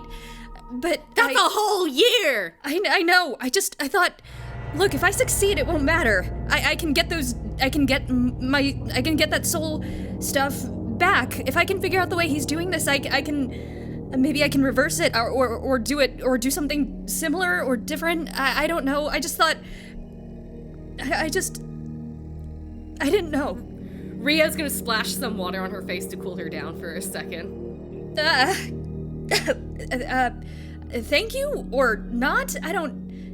We might not want to be wasting water. We're in a desert. Look, you need to calm down and collect yourself. You're making these irrational decisions. Now, you guys see appearing with another very terrible tearaway sign, some neon letters, specifically. There is, now this time it is in common, it says, End Game 1000, and that is flashing over and over again. And beneath that, it says, Wave 1. 1,000? Wait, what? It says end game 1000? That better not be 1,000 days. And then, you all hear a little as the tiny little door opens right under the sign, and this little tiny desert snake begins to slither out. Oh shit. Oh, fuck. It's about a foot long. I need... at this point, we don't really need to roll initiative. Do you plan to attack the snake or just avoid it as it aggressively begins moving towards you all? Definitely gonna try to avoid it. Avoid, I'm avoiding. I'm jumping into Rio's arms. All right. I can protect you. Look, Rio, you're the biggest. You're the biggest. You can hold me. I sit back towards my father and the children. Well, you know, how tall is Daddy Dearest? I want to know, is he taller than me or am I taller than him? You guys are looking at each other in the eyes. Gotcha. Wait, is everybody who went through the door in this desert space? Yeah. No, you guys collected a couple people from another room as well. So you just have the elderly lady who doesn't move very fast and the half giant that just looks so confused. Hasn't said anything, has picked up some sand and just run it through his fingers. This is a lot of changing of pace for him. Okay, does the snake look dangerous? Oh yes, it is aggressive and it's moving towards the elderly lady who's the only one that's not able to move fast enough. No, wait, I'm gonna, can I try to use Mage Hand to grab it out of the sand and just hold it over in the air? Sure. Roll a d20 plus your, I believe you are an intelligence caster. No, Does that sound right? I would be doomed. Sally is not the brightest bulb in the refrigerator. She's a charisma caster. Great, so d20 plus your charisma plus your proficiency. Okay, that. And I'm going to roll a dexterity check for this little guy. Okay, great. Oh. Okay, that is a dirty 20. You beat his dirty 19. Shit, no fucking way. Oh my god. And you grab the snake out of the air and it is trying to wriggle and but it's currently unable, and you guys are able to help the elderly lady back up, who nobody's asked her name yet, so I'm gonna continue calling her elderly lady as she as she moves backwards. What do you do with this snake? Do you just hold it in midair? Yeah, I try to keep it in midair, and direct it kind of away from everyone. Go! I'm not sure. It's a slippery little thing. I don't know how long I can keep it held, but just any ideas? Do we kill it? The half giant has heard the word kill and seems to understand that, and raises its giant fist and smushes the snake. I'm gonna roll to hit. Oh yeah, that's like a 23 to hit. I'm not even gonna bother rolling damage as the snake has 2 hit points and smushes the snake into the ground, the soft sand not saving it, and there is now an indent where the brains are scattered into the sand. I got it. Oh, Thank wow. you. That was great. Thanks. It's really amazing. You're pretty. Hey, what's your name? I don't have a name. You don't? Wait, you don't have a name is your name, or you don't have a name at all? What? Okay. All right, we're just gonna call you Buddy to keep it simple. Buddy. I like that. We'll call you Buddy. Do you like Buddy? We can change it if you don't like Buddy, but for now we maybe Buddy. It's really long. Buddy's Oh, long? how about just Bud? Bud. That's better. Okay, Bud. Okay, Bud. Thank you, Bud. As you say that, you hear another door beginning to open and the chain beginning to rattle as you look up, and the sign has changed to Wave 2, and smashing through the door before it can fully open, a giant snake comes barreling out, this one about 5 times the size, and wraps around Bud's leg and tackles him to the ground. Everybody roll initiative. Oh shit, hell yeah! Oh no! We just got Bud, guys! We just got him! Come on! We just got him. We can't lose him. We are not losing another NPC today. Mine's 6. I got 22. Rio also got 22. Okay. Rollies. Rollies. Oh, no, okay. So that was an 18. That was a 7 for Rio. Okay, so Roxie and then Rio. Great. And then who, somebody had like a 12, right? Nope, not me. Nope, I had a 6. I had a 9. Oh shit. Ooh. 9 for Sally and 6 for Feyre. Okay. This giant constrictor snake comes crashing through. Roxie, you're up first. What do you do? I'm gonna try to cast third level sleep on the snake to try to knock it out so it doesn't attack Bud. Roll 5d8. Oh, 5d8, gotcha. The total is how many hit points of creatures this spell can affect. You cast it at a higher level, though? Yeah, at a third level. Okay. So you are going to roll a total. I said 5d8 at third level. That's a total of 9d8 that you're going to roll because it's plus 2d8 for each level. You got it. Thank God I got my calculator on me. Math. And total is 41. 41. As you reach out your hand to try and cast this spell, what do you say or sing or play to cast your spell, Roxie?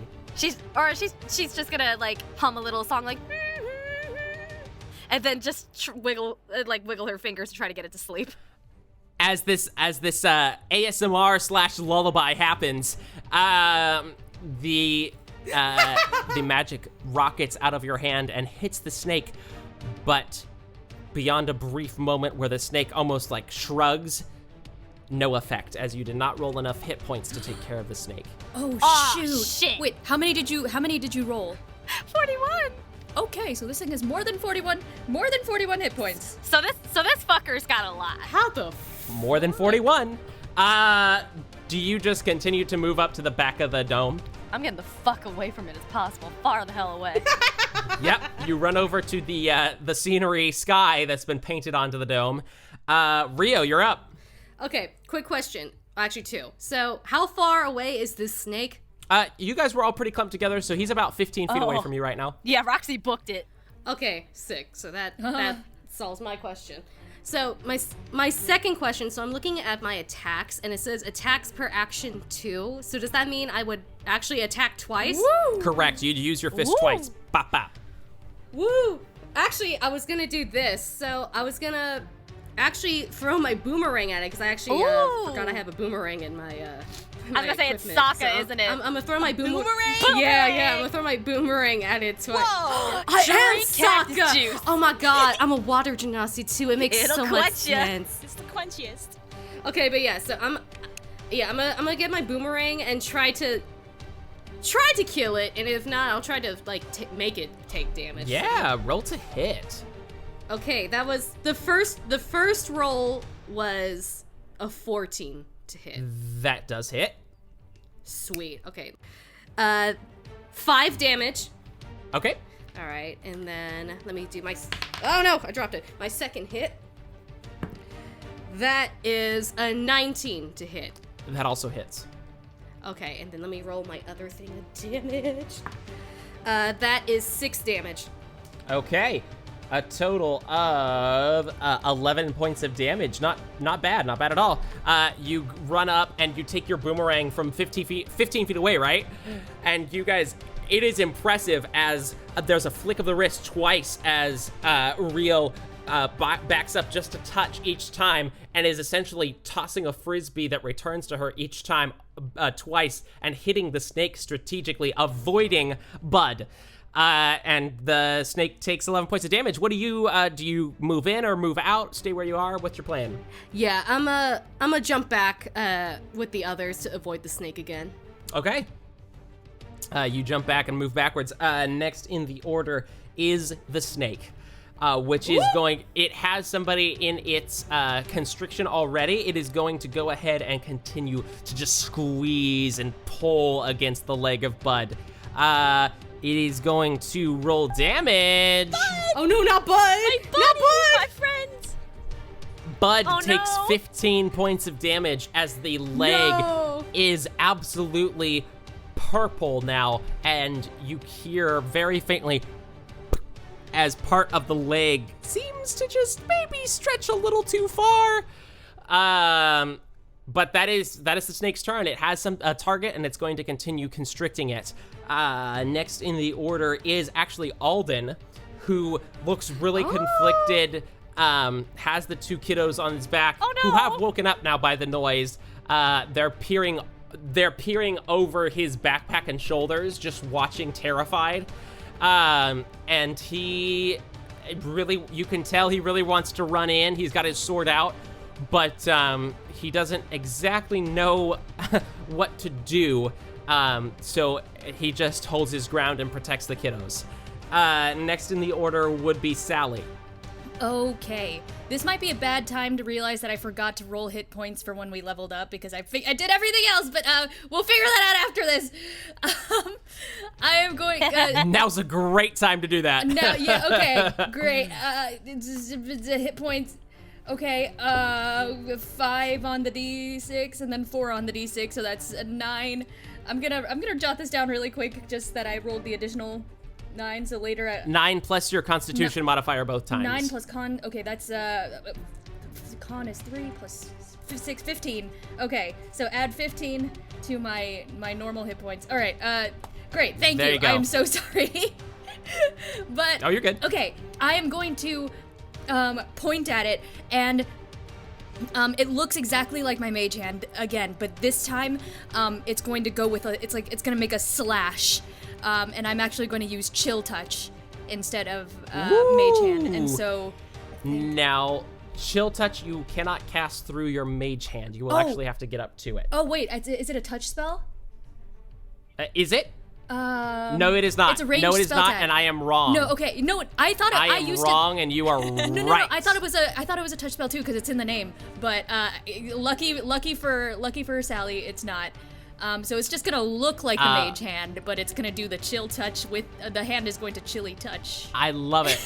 That Chilly Touch is always the worst. Go ahead and roll an attack roll with your spell attack modifier. 22 to hit. Ooh, yes. Let's get it. Okay, and then that is 2d8 damage. So Yes, you are at 5th level. I got a 1 on the first one and a 1 on the second. Snake eyes, shit. motherfucker. Oh no! Get it? It is appropriate though, I know, as it is right? a snake. Yeah. Oh, So here we are. Yeah, so we got two necrotic damage to Snakey. But at least it can't regain any hit points if for any reason it was about to. Great. Then cannot regain any hit points. Okay. Great. Go ahead and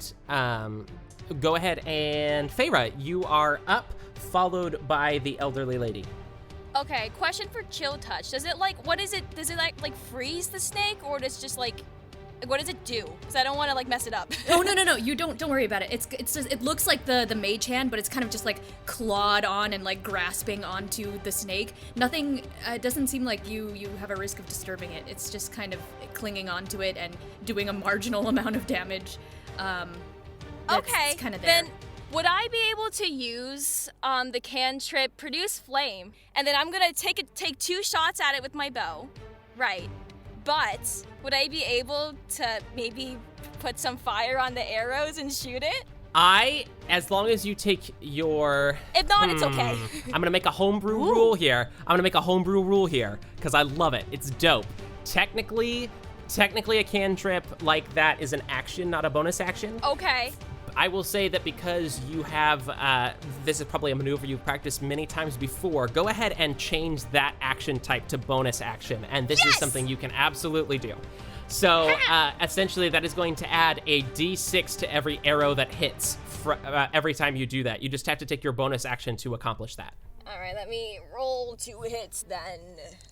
All right. 18 for the first arrow. And 13 for the second. A hit still, actually. Oh, great. Okay.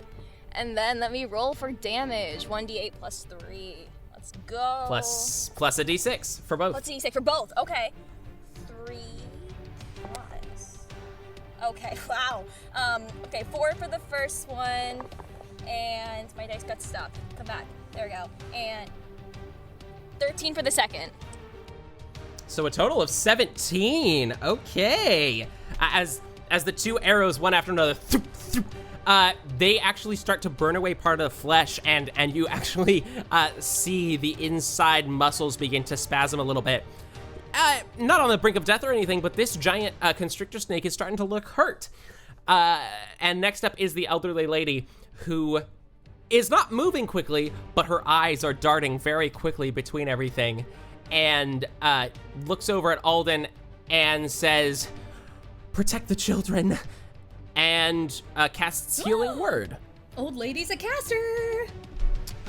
Restores him 5 hit points. Yay! Aldon is up to I love 15 her. hit points. We need to ask her name. We do. I feel so bad.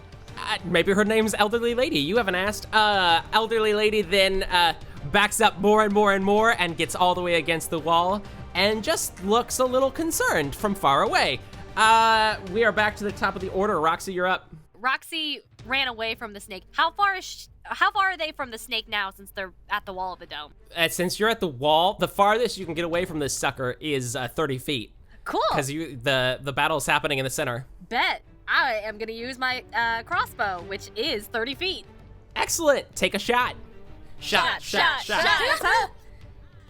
That is a 15. That does hit. Go ahead and roll damage. 4. 4 points of damage. Okay. Anything with your bonus action or movement?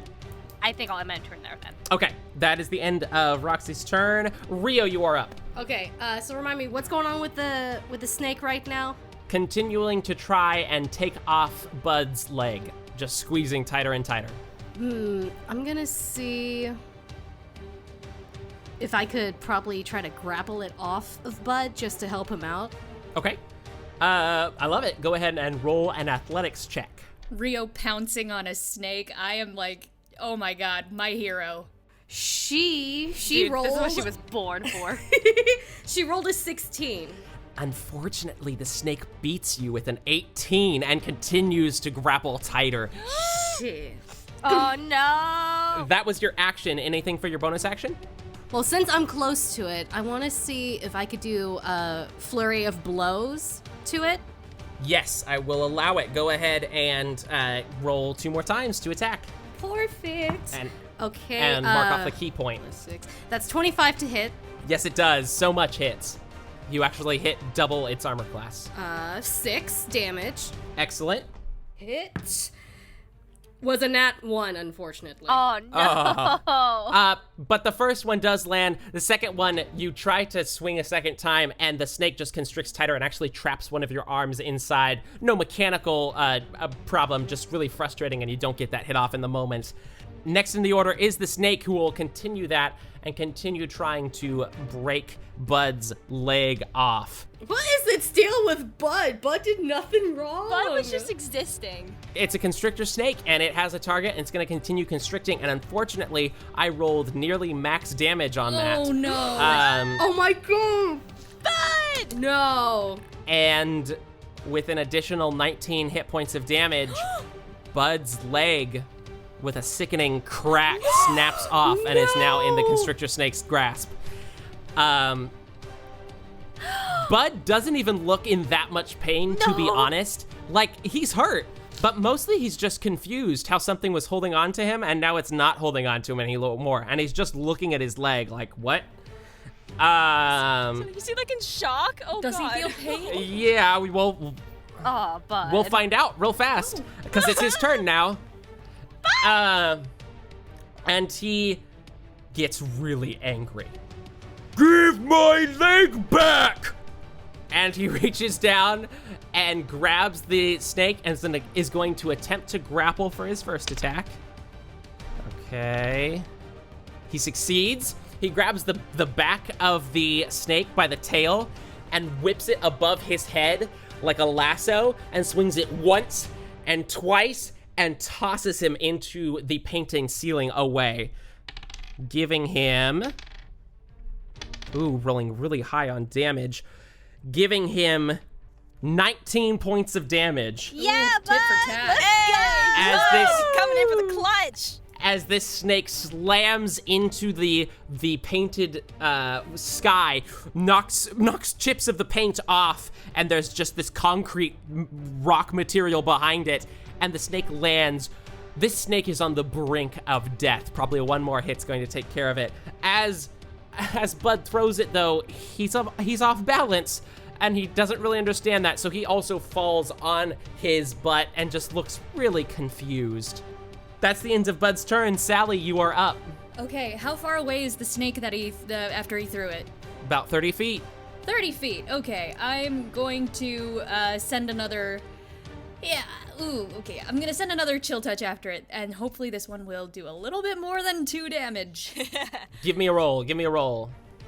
Okay, that's a 26 to hit. Damn, your hits are good. 20 does absolutely hit. Yeah. So I can hit it, but we'll see if it. Okay, first one was 7. Ooh. And the next one was 4. So okay, 11 necrotic damage this time. Sally, how do you want to do this? No! Stop! Oh my god! Oh shoot. As it's sailing towards the apex of the ceiling, I'm gonna form the mage hand looking thing into a claw, like a fist, and then just just splatter it against the painted ceiling. As the blood and guts of the giant constrictor snake splatter across the sky in some really unfortunate cloud shapes, you all take a moment, are breathing heavily, looking at each other as Sally gets the killing blow on this giant constrictor snake, and then, with apprehension, look towards the sign as it flickers off and turns to final wave. Final wave. And Please don't be another snake. Please don't be another snake. you are all teleported away to a new room, larger, and you are swimming. And you hear the chain again as a large door, larger than Bud itself, begins to open. And you see lazily sliding out of the door a massive sea serpent 100 feet away. Oh, fuck! We're swimming! Blue and green scales. You are swimming and there is no land in sight. What do you do? Oh, fuck.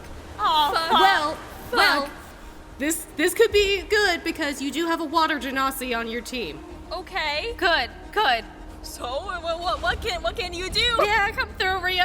So, well, are we still within the initiative turns, or were we just like free balling this one? I'm gonna give you a little bit of free balling. I'm gonna let everybody take an action first. The snake is 100 feet and is beginning to sense your all presence as you swim in the water. Everybody gets an action, and it sounds like Rio is up. Rio, what do you want to do? Okay, so here's the thing. So hang on. So it says I can breathe air and water for one of my racial traits, but I also have a swimming speed of 30 feet. And you said it's like 100 feet away? Correct.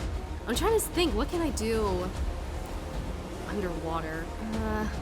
If the turns aren't concrete right now, I think I can do something for Rio. Okay, go ahead. This looks like the kind of situation where it's like probably a good idea to put all of our eggs in like the best basket, and as a water genasi who moves really fast, how would you like to go a little bit faster? And I will send like a wave. It looks like shadows just shoot through like towards you, and like twining around your arms and legs, but you don't really feel anything. But then they dissipate, and you swear you feel a little lighter. I cast haste on the monk. The monk is hasted. The monk does not have a penalty to their speed in water compared to everybody else because they are water genasi. Rio, what are you doing? Okay, so how much feet does that, or how much speed does that give me now? I'm gonna say as the sea serpent is moving to meet you all, and by the way, continuing to come out of this door, 30 feet have come out of the door and there is still more sea serpent coming. As you can easily make it to the face of the sea serpent. Do you want to move towards it? Perfect, yes, absolutely. Oh You my got balls god! of steel, Rio. Okay. Rio takes off. What are you gonna do, Rio? Okay, Rio is gonna swim as fast as she can to this motherfucker, and she's gonna try to perform an unarmed strike because obviously my weapon is not gonna be of any use underwater. Okay. Alright, so let me roll for the first hit. That is a 21 to hit, That does hit. 6 damage, Okay. a 22 to hit. That does hit. Ooh, 9 damage. 9 damage, okay. You give it 15 points of damage as this is an impressive sight as the water genasi squints her eyes, shadows flickering off from the haste, zips through the water like a tiny speedboat, moves towards the swimming, almost circling now sea serpent, and smacks it twice in the nose as hard as you can. You all swear you hear a faint as 2 heavy fists land on this snake, who does not seem deterred at all, but does take the damage. Anybody else have an action they want to do? God, I don't know. We're in the water. The elderly woman is going to give another healing word to Aldon, bring him up a little bit more. 21 now is where Aldon is at. Does anybody take any actions? You do not have to. This is your moment, the calm before the storm. Okay, sea serpents. Okay, do they see us by sight, or is it by like movement? Do they detect us? Ooh, good question. Ooh, Good roll question. me a nature check. 23. Yes! You get the sense that it can both see perfectly in the dark and a bit of a tremor sense through the water as well. Oh, bad. Man, that kind of blows my idea. Is there any way out of the water? Like handholds on the sides or anything? Any masses? Roll a perception check for your action. Okay. Oh wait, I cast haste on Rio. So do I have an action to do that with? I'll allow it. Okay. Thank you. I'm a generous god. Oh merciful God. For once, a decent one. 17 on perception. Oh, good. 17. Hey, there is one handhold above the water, behind you. Oh my God! I point at it. Aldon, get you and the goblins. He looks really conflicted, leaving his daughter behind. Roll a persuasion check. Oh yeah, they're there. I forgot about that. Ooh, that's not good. That's a 7. It was so close to a 20. He looks at you grimly and just readies his sword in the water. Okay, I'm done. Okay, can I use my action? Sure. Okay, I'm going up to this stubborn ass man. I cast first level Long Strider on him, which gives him it increases his speed by 10 feet, and it lasts an hour. Ooh. And I tell him, you and those children are going to that handhold, and you are not waiting for me. Go. Roll a persuasion check with advantage. 15? Just enough. Yes! Let's go. Ooh, okay. Takes off and swims away, looking at you with a very quick roll a perception check as there's water and chaos and a sea serpent to see if you hear what he whispers to you. 15? You don't make it out. Damn. He whispers something to you and takes off and makes it and grabs onto the handhold behind you all. As you all ready, you prep yourselves for this moment. And in the center of the room, above the water about 3 feet, you all hear a sound that sounds a little bit like lightning. And hovering in the air is a jagged line, a tear in space. And you hear a voice shouting through, "Close your eyes!" I need everybody to roll a perception check. I got a 7. Natural 1. I also got a natural 1. Roxie did. Rio got a 15. Rio, that voice is familiar, but it's different, but it's familiar. You, as you look back and listen to the edge of this, the tail end of this speech, you swear you hear Roxie's voice coming from the crack in the center, but Roxie is not speaking. Roxie, what? Did you just say something? No? I need to know something really important right now. Do you obey the command and close your eyes? Okay, I close my eyes. Roxy's gonna close their eyes. Okay, yeah, I'll close my eyes too. Yeah, me too. All 4 of you close your eyes. And what follows is a cacophony of sound. As the lightning, and I need to know, it is very important. I need to know if at any moment you open your eyes. Okay? Okay. So just stop my description if you ever open your eyes. You hear the lightning continue to crack and grow louder and louder, and a whistling sound from the center of the room as this heavy rock music goes loudly, and you hear a yell that you all immediately recognize as Rio's. What? But it's not Rio yelling.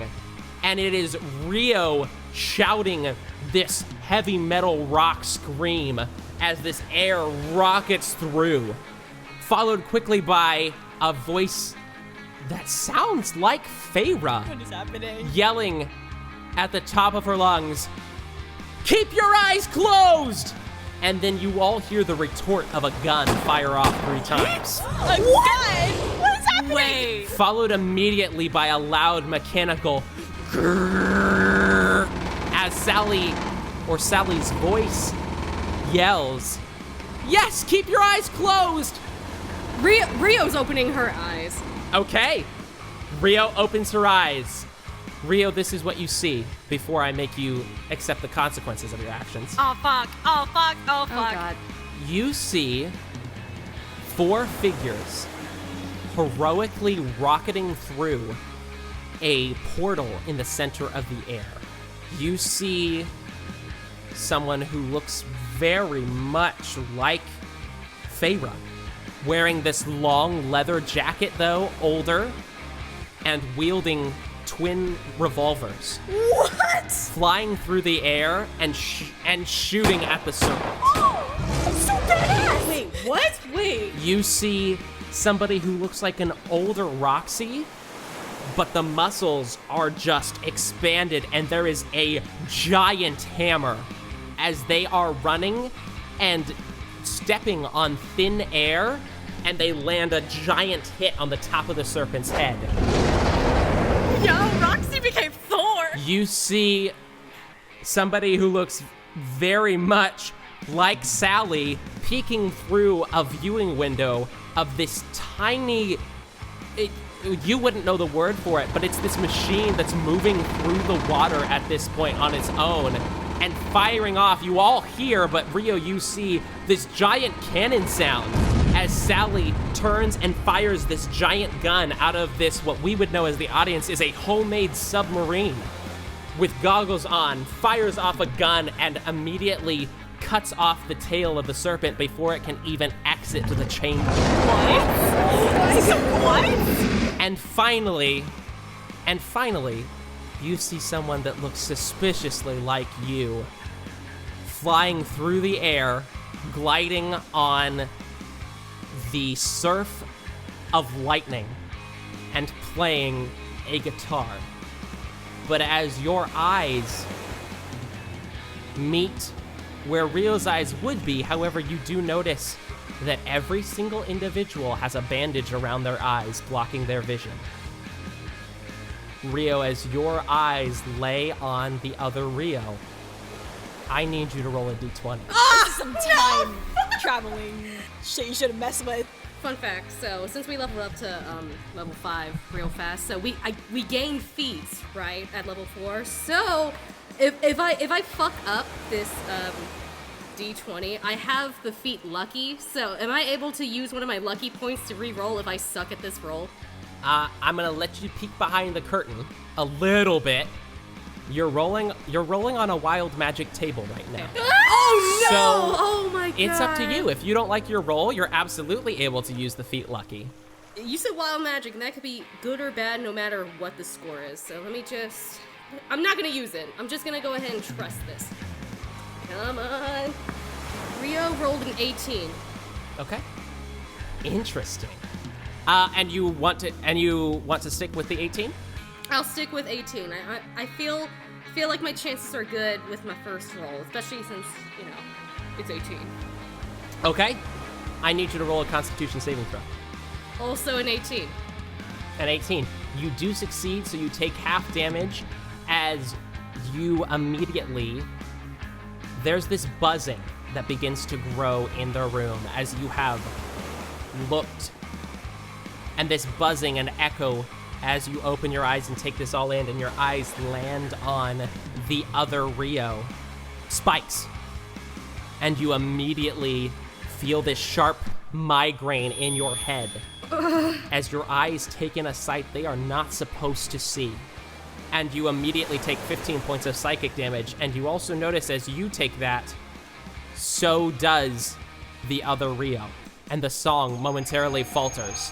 And your voice, but older, screams out, "I I told you not to look! What the hell is this? Do you keep your eyes open? Yeah, I want to see what the fuck is going on. Roll another d20. Brah, just shut your eyes. You're insane. Oh god. A 15. Would you like to use your lucky feet or keep the roll? You know what? Yeah, I'm gonna use my lucky feet. So, how many lucky points do I have? 3 points. I'm gonna use one of my points. Ooh, that was a nat 1 on the other one. Do you have to keep the roll or do you get to choose? It says you can choose which score to use. Which one do you want to use? Yeah, I'm gonna use that fucking 15. Okay. You use the 15. I need you to roll in the Constitution saving throw. 17. Failure. Failure? The DC has increased as the whining grows louder. And you and the other Rio both take 40 points of psychic damage. Guys, my hit points were only 33 at first, and then I was down to 18. Rio, you go unconscious in the water. Oh, shit. Oh, thank God Rio can still breathe underwater. That's exactly right. A Rio can still breathe, Oh, so right. you will not automatically fail your death saving throws. Oh, thank God. Oh, thank God. You all continue to hear the loud screams of these people that sound suspiciously like you. Do any of you look as a conflict continues to happen? No.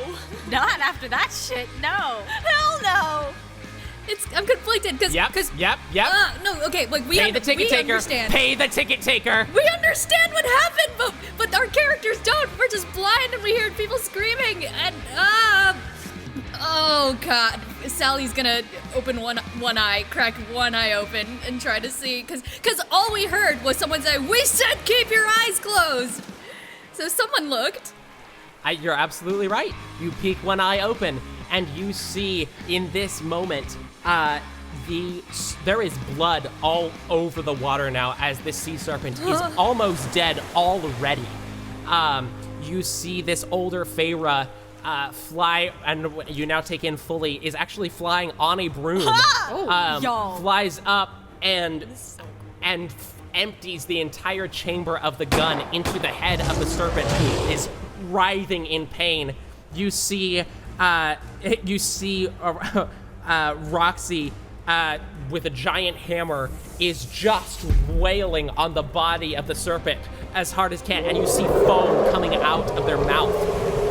You see the Rio, who was flying around, has lost concentration on whatever spell they were doing and is just holding their head as tightly as possible in the water, still with the bandages on.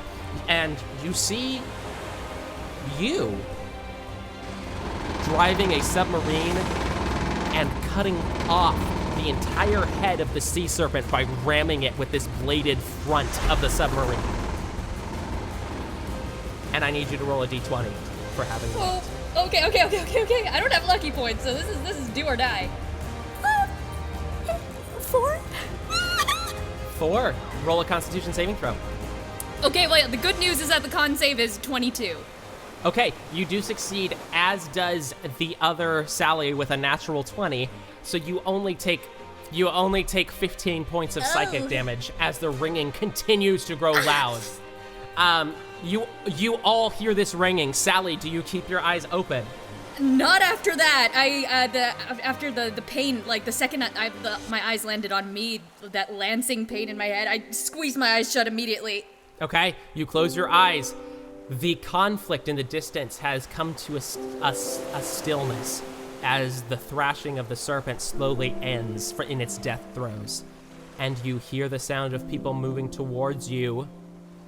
And you hear a really heavy sigh from something that sounds like Rio's voice.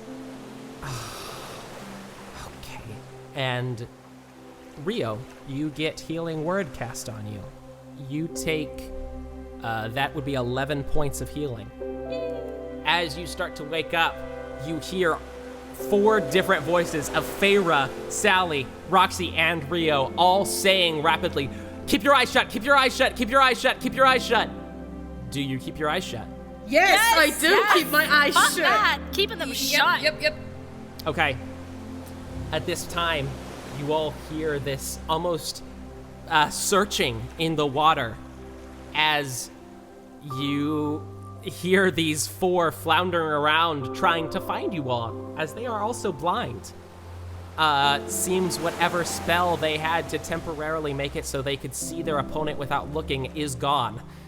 And you hear some faint cursing as they all try to find your bodies, and they keep repeating over and over again, keep your eyes shut, keep your eyes shut, we don't have much time, keep your eyes shut.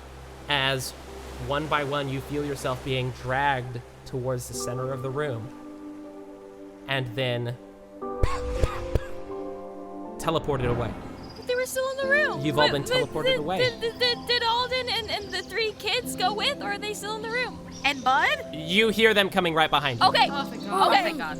Yep. Oh, thank God. I was ready. Oh my ready. God, I okay. was so prepared. You all hear poof, poof, poof, poof, poof, as different bodies land. Bud just says, too many places, and just sits down. As you all hear one voice, which would be Roxie's, but not your Roxie. This is really confusing, and I'm so sorry. Don't look until you hear us leave. I shoot up like, wait, that's me. No questions, no questions. But you sound like me. Keep your eyes shut. This will all make sense in time. Well, We only have about 83 seconds. What? You're all doing a great job here, and you hear something. You feel something soft being thrust into your hands, each of you, and you hear as one of the figures walks over to Aldon and says, in Feyre's voice, but older, I'm glad she still got you. And you hear the sound of a hug as Aldon is crying. Oh no! Oh my God. And then you all hear steps rapidly away and a pow of a teleport, that same crackling electrical energy. is it safe to look? Can we open our eyes? Yes, they're gone. They're gone. We all open our eyes. Oh my God, that hurt. Rio. Oh my what God, happened? Rio, your nose is bleeding. Oh, fuck. I'm gonna cast Cure Wounds on Rio, just first level. Okay, go ahead and roll it. 7. Oh, thank God. I got you, bud. As Aldon is crying, I immediately turn to him and look at him. Are you okay? What was that? What happened? It was us. It was us? Us? I saw them too. as he's trying to recover, Munch comes over and looks at you all very intently. How did you all rescue yourselves? Well, you have your twins, you have your triplet, your sisters. It looks like we might have some too. Oh, well, why'd they have to go then? I don't know. I'm not sure. They might have been really busy. I turned back to the other, to the party. I know we weren't supposed to look, but I got scared and I peeked and it really hurt. But did you guys see that? I didn't I see saw anything. it. I saw it. It sounded like us. It was. It was us. It was like us, but doing these weird things. What do you mean? What? Oh yeah, we were super cool. Like we were way cooler than we are now. I thought I'm cool. Oh no, you're cool as hell, but like, you saw them. I mean, Feyre, you were on a broom, and you had these 2 machines that looked like kind of like curved bars of metal, and they were What? doing smoky things. I don't know. And you were on a flying Smoky broom. things? Yeah, they were going boom, boom, boom. That was the sounds. Was I writing electricity? Cause that's what I saw. What? But you're a water genasi. Wouldn't that shock you? That's what I'm curious about. Like, what the hell was that? And I was in some kind of big metal dome that was sharp, and I was moving it from the inside like some kind of little parasite. You all also have very neatly wrapped in gift wrapping packages in front of you. Each of you were handed one. Wait, oh my God, wait, gift wrapping? Oh my God, what did they tie it with a bow? Is there a ribbon? What color is it? Tie it with a bow. There are ribbons. Interestingly enough, whatever your character's favorite color would be is the ribbon. Teal. Roxie's favorite color's teal. would be purple. Mine's a beautiful lime green. Oh, that's funny. I was gonna say Rio is like torn between green and orange, but since you said green, I'm gonna lean on orange. As you open your gifts, Aldon stands up, takes off the backpack, stands up, and walks over to Feyre. I'm sorry. Are you okay? I'm fine. I peeked too. Wow. You grow up to look exactly like your mother did. I miss her too. And I give him a hug. Gives you a hug back. Is everyone all right? That was a lot. Where are we? What do we see around us? Yeah, I was gonna say, what's the room? What's the room? Yeah. You are not in a room anymore. In fact, as Aldon and Feyre look around, you're in a forest. A very familiar forest. No way! Oh my god, are we? You're about 3 miles away from Shieldfell. Oh, shit!